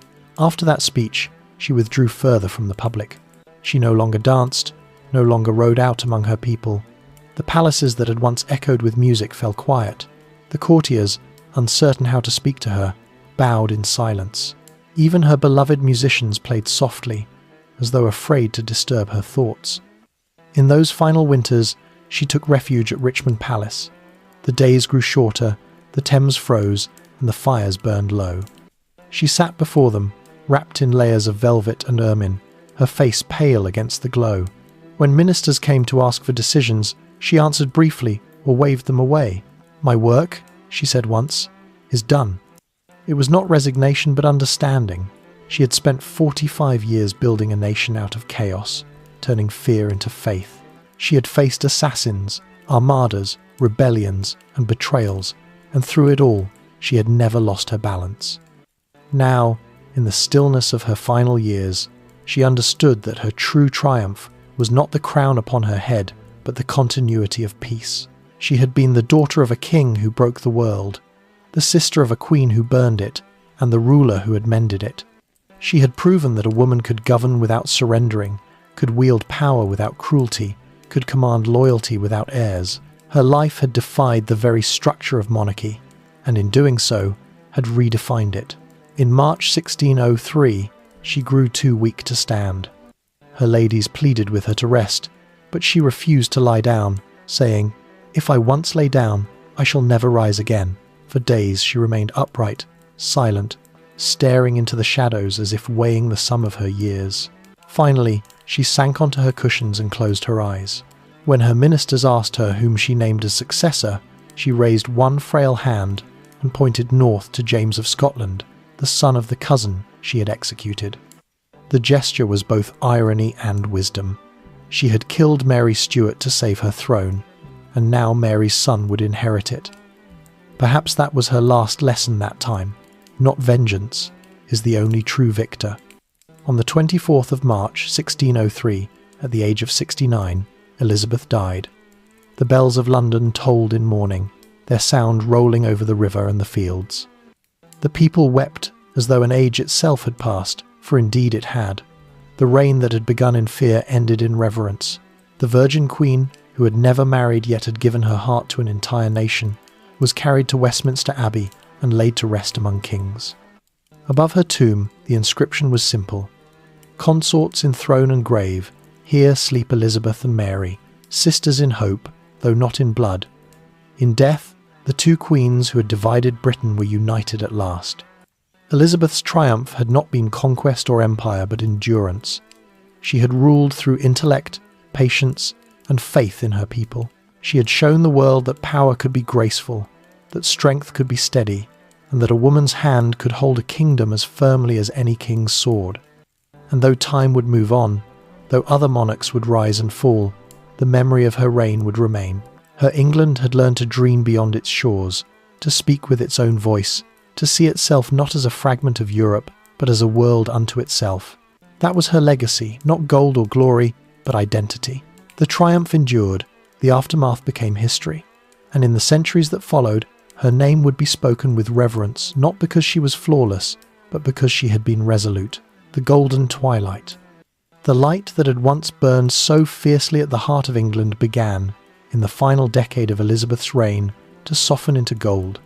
It was a slow fading, not sudden or tragic, but dignified like the evening sun setting over a calm sea. The nation she had built stood strong, prosperous, and proud. Yet within the palace walls, time moved differently. The years that followed her triumph over Spain were not marked by battles or revolts, but by the steady erosion of vitality that comes to all rulers who outlive their age. The Queen, who had once been the future of England, now ruled as its memory. The 1,590 seconds were years of both radiance and weariness. The energy that had once defined her court began to ebb, replaced by ritual and remembrance. The nobles and poets who had grown up beneath her gaze had become the elders of a generation, while a younger court, born in the peace she had secured, failed to understand the hardships that had shaped her. To them, Elizabeth was no longer the daring young sovereign of the Armada years. She was an institution, a symbol of authority too vast to question, yet too distant to love. Even so, the realm itself prospered. Trade routes flourished across the world. The navy stood ready, seasoned by decades of experience. London expanded, its population swelling with merchants, craftsmen, and dreamers. The theatres of Bankside drew thousands to see the new plays of Shakespeare, Ben Jonson, and their peers. The language of England, once rough and provincial, had become majestic, rhythmic, and immortal. The Queen's name echoed through the works of poets and scholars, through prayers and toasts, through every corner of the known world. But time, though kind to her legend, was cruel to her body. The woman who had once danced at midnight now walked with measured grace, her steps slow, her movements deliberate. Her auburn hair, once her crown of fire, was long gone, replaced by elaborate wigs adorned with pearls and rubies. Her face, painted in white and crimson, became the mask of her own myth. Beneath it, she grew thinner, frailer, though her will remained iron. Those who served her learned to read the difference between her silence and her command. The fiery temper that had once terrified ambassadors now appeared less often, though when it flared, it burned with the same ferocity. "Do not think me softened," she warned her council once. "I have ruled too long to be managed." The passing of her oldest friends weighed heavily. William Cecil, her faithful counsellor from the beginning, was gone. Francis Walsingham, her unseen guardian, had been dead for years. Robert Dudley, the only man who had ever touched her heart, had long since vanished into history. She kept his final letter beside her bed, the paper creased and worn from decades of handling. The newer courtiers Robert Cecil, Raleigh, Essex before his fall tried to fill the void, but she saw in them ambition without gratitude, loyalty without warmth. In 1598, the same year Cecil died, Europe was changing. Spain, though defeated at sea, remained defiant on land. France had been torn apart by religious wars, and now crowned Henry of Navarre, a Protestant-turned-Catholic king. Ireland simmered with rebellion under Hugh O'Neill, Earl of Tyrone. The wars of faith that had consumed the continent seemed at last to turn their gaze once more upon England. Elizabeth faced these challenges with the same calm she had always shown. She refused to send vast armies abroad, knowing how ruinous such ventures could become. "We are not Rome," she said. "Our strength is not in conquest but in the mind." Yet even her patience could not prevent bloodshed. The Irish wars dragged on, draining men and money. Essex, her final favourite, was sent to crush the rebellion. His failure and his later betrayal would wound her more deeply than she ever admitted. The rebellion in Ireland was not the only unrest of those years. At home, poor harvests brought famine to parts of the countryside. Inflation rose, and the gap between rich and poor widened. The Queen's government passed new laws for the relief of the poor, laws that would endure for centuries, but even so, hardship remained. The grandeur of her court stood in sharp contrast to the struggles of her people. Yet the love between Queen and country did not break. The people still cheered her carriage, still whispered prayers for her health, still called her Good Queen Bess. The image of that love, however, became her prison. The cult of Gloriana had elevated her beyond humanity. She could not grow old without betraying the vision she had created. Every public appearance became a performance, every word a ceremony. She smiled through pain, stood when she longed to rest, spoke when silence would have been mercy. A queen must never show decline, she told her ladies, for if she bends, all bends with her. Behind the mask of majesty, loneliness deepened. The nights grew longer. She took to pacing the corridors of Whitehall by candlelight, her footsteps echoing through the vast and silent palace. She often stopped before the great windows that overlooked the Thames. The river glimmered with moonlight, carrying barges downstream toward the open sea. That sight had comforted her since youth, a reminder that the world moved even when she stood still. Sometimes she summoned musicians to play softly in her chamber, not the bright dances of her youth, but slow, plaintive airs that drifted like prayers. The courtiers who attended her noticed that she seldom spoke during these moments, her gaze fixed on the flame of a single candle. To them, she seemed a figure carved from time itself, half woman, half legend. Though she had long ceased to seek flattery, it still surrounded her. Poets continued to write verses comparing her to the sun, the moon, and the stars. Painters still depicted her as ageless, draped in gold and light. The rainbow portrait, painted near the end of her life, showed her as a goddess of eternal youth, her gown embroidered with eyes and ears to symbolize omniscience, her hand holding a rainbow with the words "Non sine sol iris," no rainbow without the sun. To the world, she was still the light that guided the age. To herself, she was already fading. Her faith, though never fanatical, deepened in these years. The rituals of the Church of England brought her comfort. She prayed daily, reading the Psalms aloud in her chamber, her voice steady even when her hands trembled. She saw in her survival not chance but providence. "He hath held me as one chosen," she once wrote, "and I have not let go his hand." Even as her health declined, her mind remained sharp. She read reports, signed decrees, and corrected ministers with the same precision she had shown in youth. The younger courtiers, unaccustomed to such command, often underestimated her. She reminded them, with icy clarity, that her age had not dulled her perception. "I have seen more men undone by haste," she told one, "than I have seen saved by daring." Her foreign policy, though cautious, retained its balance. She maintained peace with France, wariness towards Spain, and watchfulness over Scotland. The thought of her cousin Mary's son, James VI, now King of a united Scotland, lingered in her mind. He had grown into a man of learning and cunning, a Protestant yet tolerant, a monarch who might preserve her legacy rather than destroy it. She began, quietly and without proclamation, to consider him her successor. The Tudor line would end with her, but perhaps its spirit need not. The golden twilight of her reign was illuminated by the very culture she had fostered. The plays performed at the Globe and the Rose reflected her world's complexity, the blend of power and poetry, of tragedy and triumph. In Shakespeare's Twelfth Night, the melancholy of aging mirrored her own. In The Merchant of Venice, the tension between mercy and justice echoed her lifelong balancing act. When she saw Henry V performed, she reportedly smiled at the lines praising England's glory, for they felt like her own epitaph. The Queen's relationship with time had always been one of defiance. She had outlasted every rival, every prophecy, every threat. Yet in the final years, she came to see time not as an enemy, but as an inheritance. The children born under her crown now raised children of their own. The language spoken in her courts was now the voice of a nation. What she had built no longer depended upon her. That realization, both comfort and sorrow, defined her last decade. In 1602, illness began to sap her strength. She still appeared before her council, still walked the halls, but she moved more slowly, and her appetite waned. The courtiers whispered of melancholy, of sleepless nights. She refused to take to her bed. "The sun does not lie down," she said when urged to rest. But she was tired, not only in body, but in spirit. Her death approached without drama, like the quiet end of a long symphony. She spoke little in those final weeks, though she remained alert.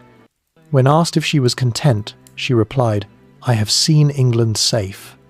When they pressed her about the next king, she raised her hand toward the north. That gesture was enough. On the morning of the 24th of March 1603, she breathed her last at Richmond Palace. Her ladies stood around her, weeping in silence. Outside, the river carried the mist of dawn, and the bells began to toll. She had ruled for 45 years. The news spread across England with the solemnity of an ending long prepared for yet still unimaginable. In London, black banners unfurled. In the countryside, church bells rang from dawn until dusk. The people wept not only for their queen, but for the certainty she had embodied. Under her reign, they had learned to see themselves as a people, not merely subjects. When her coffin was carried through the city streets to Westminster Abbey, thousands followed in mourning. Her body was borne upon a bier draped in white velvet, the canopy above it embroidered with gold. The procession stretched for miles. Old soldiers saluted, sailors bowed their heads, women and children knelt as she passed. The air was filled with the slow toll of bells, the beating of drums, and the quiet murmur of prayers. At Westminster, she was laid to rest beside her sister Mary.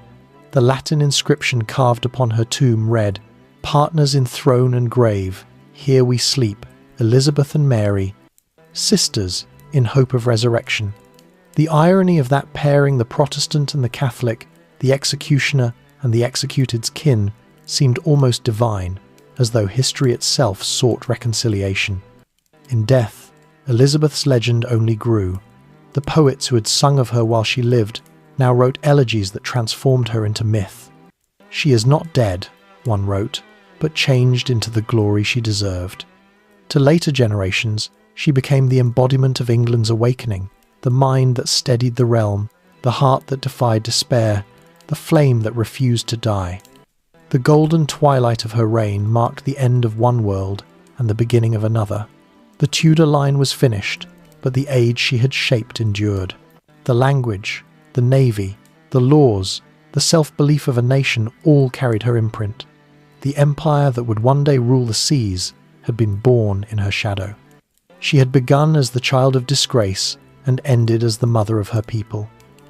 Her rule had been both fragile and eternal, cautious and magnificent. In the quiet of that final evening, as the crown passed north to James Stuart, England stood not diminished but transformed. The setting sun of Gloriana became the dawn of a new world, the last of the Tudors. The death of Queen Elizabeth I was not merely the passing of a sovereign, it was the extinction of a dynasty. The Tudor sun, which had risen in fire with Henry VII's victory at Bosworth and blazed across a century of triumphs and terrors, sank at last into silence. In her, the great line ended. She left no heir of her body, no son or daughter to carry her name. Yet in the emptiness she left behind, there glowed the afterlight of something larger than blood, a vision of a people bound not by lineage, but by destiny. For Elizabeth herself, the end came not as a sudden stroke, but as the slow unravelling of strength. In those last days at Richmond, the palace that had once rung with the sounds of laughter and lutes grew hushed. The courtiers who had spent a lifetime fearing her anger now moved softly through the corridors, as though afraid to wake history itself.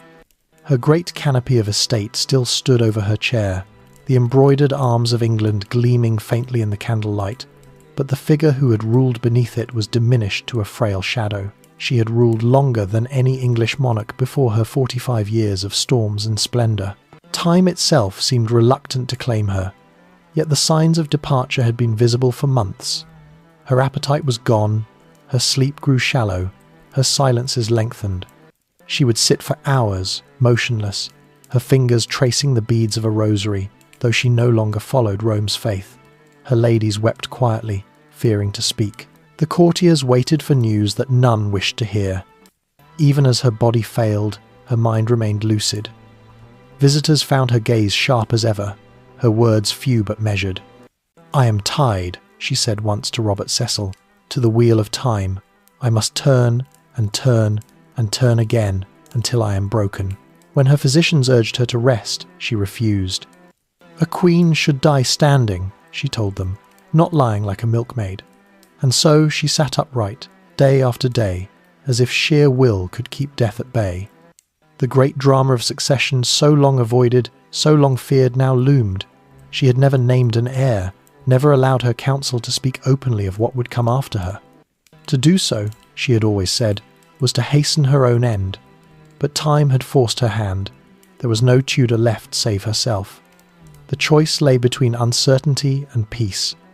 In the north, James VI of Scotland waited. The son of the woman Elizabeth had executed, he was both her greatest irony and her most sensible heir. He was Protestant, intelligent, and politically shrewd. For years, their ministers had exchanged careful letters, testing each other's goodwill. Elizabeth knew that to secure England's peace, she must forgive the shadow of the past. When Cecil asked her, in that dim final week, to name her successor, she lifted one trembling hand and gestured northward. That was all. It was enough. On the morning of the 24th of March 1603, as dawn broke over the Thames, Elizabeth breathed her last. Those present said her lips moved as if in prayer, though the words were too faint to hear. Some claimed she whispered Dudley's name. Others swore she murmured only England. Whatever the truth, she died as she had lived alone, resolute, unyielding. The silence that followed was immense. The moment her heart ceased, the machinery of continuity began to turn. Messengers galloped north with sealed letters announcing James's accession. Bells tolled across London, churches filled with weeping citizens. The people, who had known no other ruler, mourned as if for a mother. "She was not only our queen," one chronicler wrote, "but the spirit that kept us alive." Her body was borne from Richmond to Whitehall, and from there to Westminster Abbey. The funeral procession was a vision of solemn magnificence. The hearse was draped in white velvet, the canopy above it hung with her arms and motto, "Semper Idem, always the same." Around her coffin stood banners bearing the symbols of her lineage, the Red Dragon of Wales, the White Greyhound of York, the Lion of England. Trumpets sounded, muffled drums beat, and the people followed in silence. When the procession entered London, tens of thousands lined the streets. Old men who had seen her coronation knelt beside children who had known no other monarch. The Thames, her lifelong companion, shimmered with reflected banners. Sailors stood on the decks of their ships, firing salutes that echoed through the city. "Look how she sleepeth," murmured one spectator, "and yet she ruleth still." Is Pleisty. Inside Westminster Abbey, she was laid to rest in the south aisle of the Lady Chapel, in the tomb that had once held her sister Mary. The Latin inscription carved upon the stone read, "Consorts in throne and grave, here sleep Elizabeth and Mary, sisters in hope of resurrection." It was an epitaph both just and ironic, the Catholic and the Protestant, divided in life, reconciled in eternity. Her death marked the end of the Tudor age, but not of the world she had shaped. The crown passed smoothly to James Stuart, and for the first time, England and Scotland were joined under a single monarch. The fears of civil war, of foreign invasion, of chaos and succession crisis all dissolved like mist. It was Elizabeth's final victory. She had given her people stability beyond herself. In the months that followed, London transformed its mourning into remembrance. Portraits of the late Queen multiplied. Ballads were sung in the streets. Plays and sermons celebrated her reign as an age of light. Poets called her the Phoenix Queen, whose death would give birth to new greatness. Her image, once a symbol of living power, became a relic of memory, a golden face gazing eternally from canvas and coin. James, though eager to assert his own rule, knew that he walked in her shadow. He ordered her tomb adorned with marble effigies, her crown and sceptre sculpted above her likeness.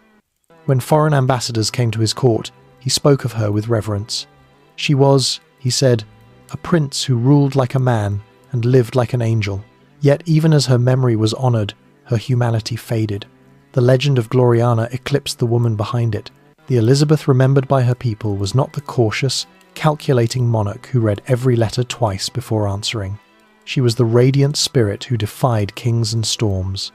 The child who had trembled in the Tower, the woman who had wept for Essex, the aging queen who feared her own reflection, all were swallowed by myth.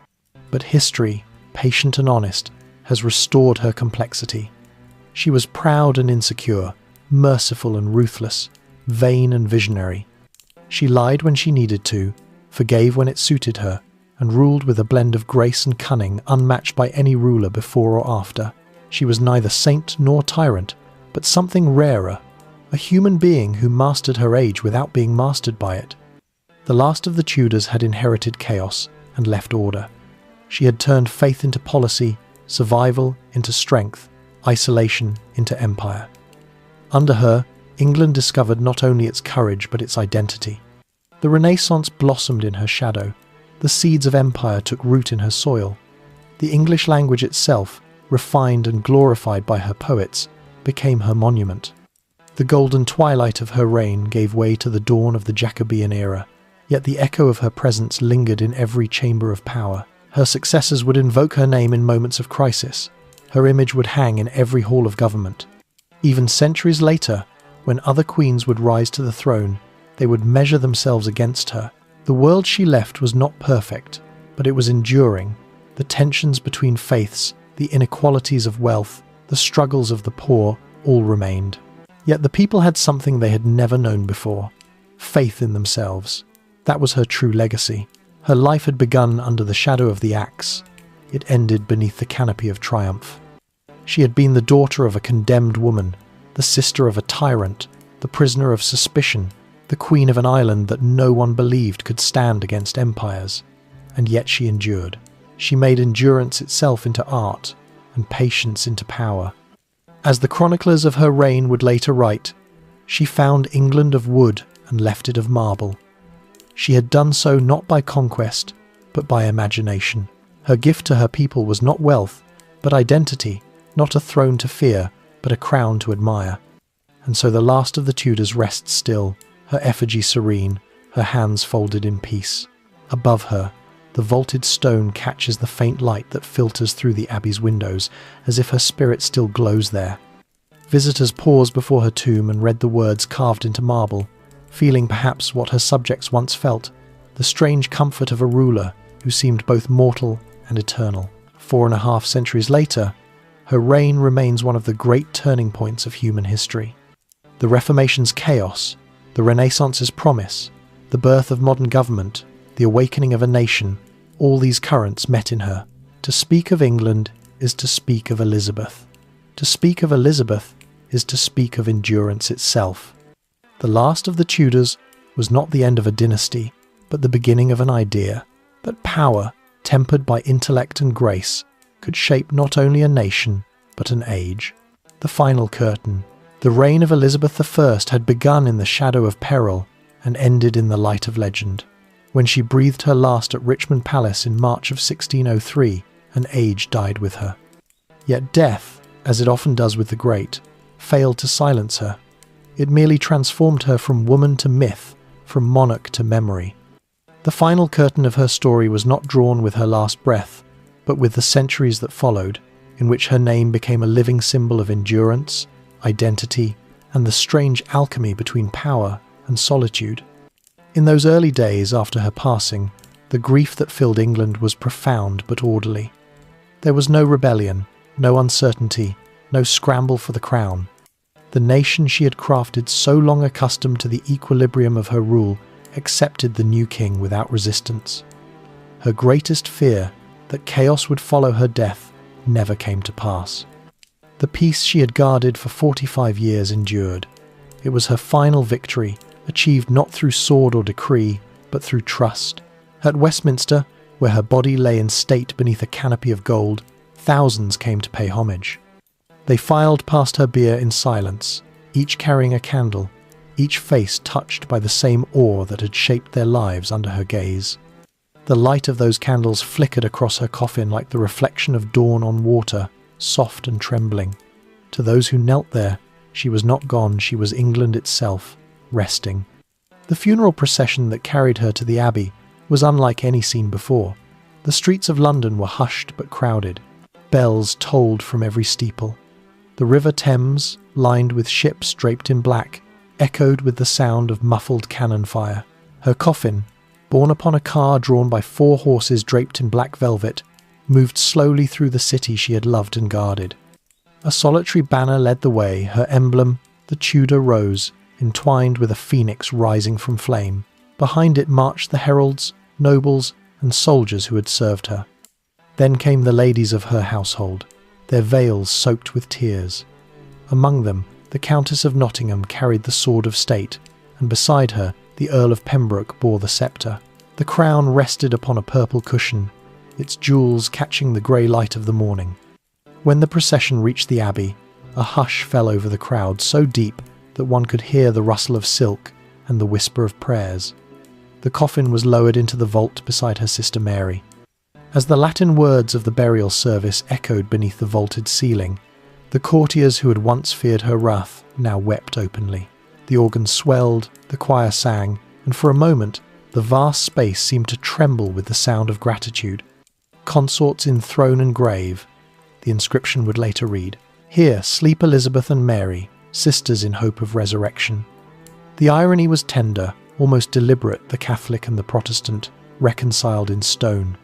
Outside, the people lingered for hours, unwilling to leave. The air was heavy with the scent of candle wax and rain.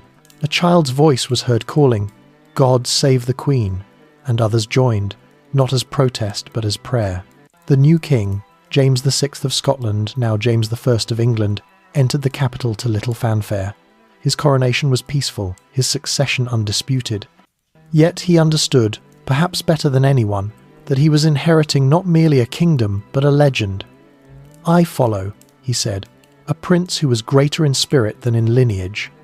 For years afterward, Elizabeth's presence haunted her successors.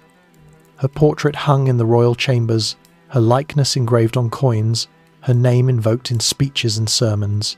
The poets who had sung her praises in life continued to exalt her in death. Spenser's verses called her the Gloriana, Queen of Grace and Might. Shakespeare's histories, written in the twilight of her reign, still glowed with the spirit she had kindled. Her legacy was not a monument of marble but of mind. She had left her people the habits of order, the taste for learning, and the confidence of identity. She had guided her realm from the turbulence of the Reformation into the calm of nationhood. The England that rose after her was no longer a fractured, fearful island, but a power with vision and will. The age that followed the Jacobean would explore lands she had only dreamed of, build ships on the foundations she had laid, and speak a language enriched by the poets she had nurtured. The very cadence of her England would echo for centuries in every part of the world. To understand her final years is to see how the burden of time shaped her into the figure she became. The girl who once trembled before her father's wrath had learned to wield command with silence. The prisoner who had once feared the tower had built her reign on caution and foresight. The queen who had once wept for love had turned solitude into statecraft. Her mastery lay not in conquest but in composure. She had ruled through words, through pauses, through gestures. She had made her stillness into a fortress. Even her vanity, the jewels, the paint, the elaborate rituals was not mere pride, but strategy. She understood the power of image in a world that doubted a woman's authority. To appear eternal was to command obedience, and so she became eternal. Every generation since has rediscovered her in a new form. To the Victorians, she was the guardian of empire. To the Romantics, the embodiment of courage. To modern historians, the architect of identity. Yet all these visions share one truth, that she was greater than her time. In the fading light of her reign, she had often been asked how she wished to be remembered. As a good ruler, she said, and if God please, as a woman who meant well. That humility, almost startling in its simplicity, revealed the core of her greatness. Beneath the splendour of Gloriana, beneath the myth of the Virgin Queen, there remained a heart that had known fear, love, loss, and the relentless loneliness of command. The final curtain of her life, then, was not tragedy but transcendence. Her death did not diminish her, it completed her. In dying without heirs, she ensured that her realm would remember her not as mother or widow, but as something rarer, as the spirit of its beginning. Centuries later, visitors to Westminster still pause before her tomb. The light that filters through the abbey's stained glass falls softly upon her marble effigy, the face serene, the hands folded in prayer. Tourists whisper, historians linger, poets leave flowers. The air around her grave feels almost suspended, as if time itself slows out of respect. If one listens closely, perhaps one can still hear the faint echo of her own voice, the voice that once steadied a trembling nation, that spoke to soldiers at Tilbury, that comforted her people in plague and famine. "I know I have the body of a weak and feeble woman," she had said, "but I have the heart and stomach of a king." Those words endure because they hold the essence of her truth. She was the queen who ruled not by inheritance but by intellect, not by force but by faith. She transformed frailty into power, circumstance into destiny, and when her final curtain fell, the applause of history did not cease. In the centuries since her passing, England has changed beyond recognition. Empires have risen and fallen, wars have come and gone. The world she knew has been rewritten, yet her name remains. Statues still bear her likeness, her portraits still adorn museums, her story is still told in classrooms and whispered in dreams. For in her, the nation found its voice steady, unyielding, and luminous. The curtain closed, but the light did not fade.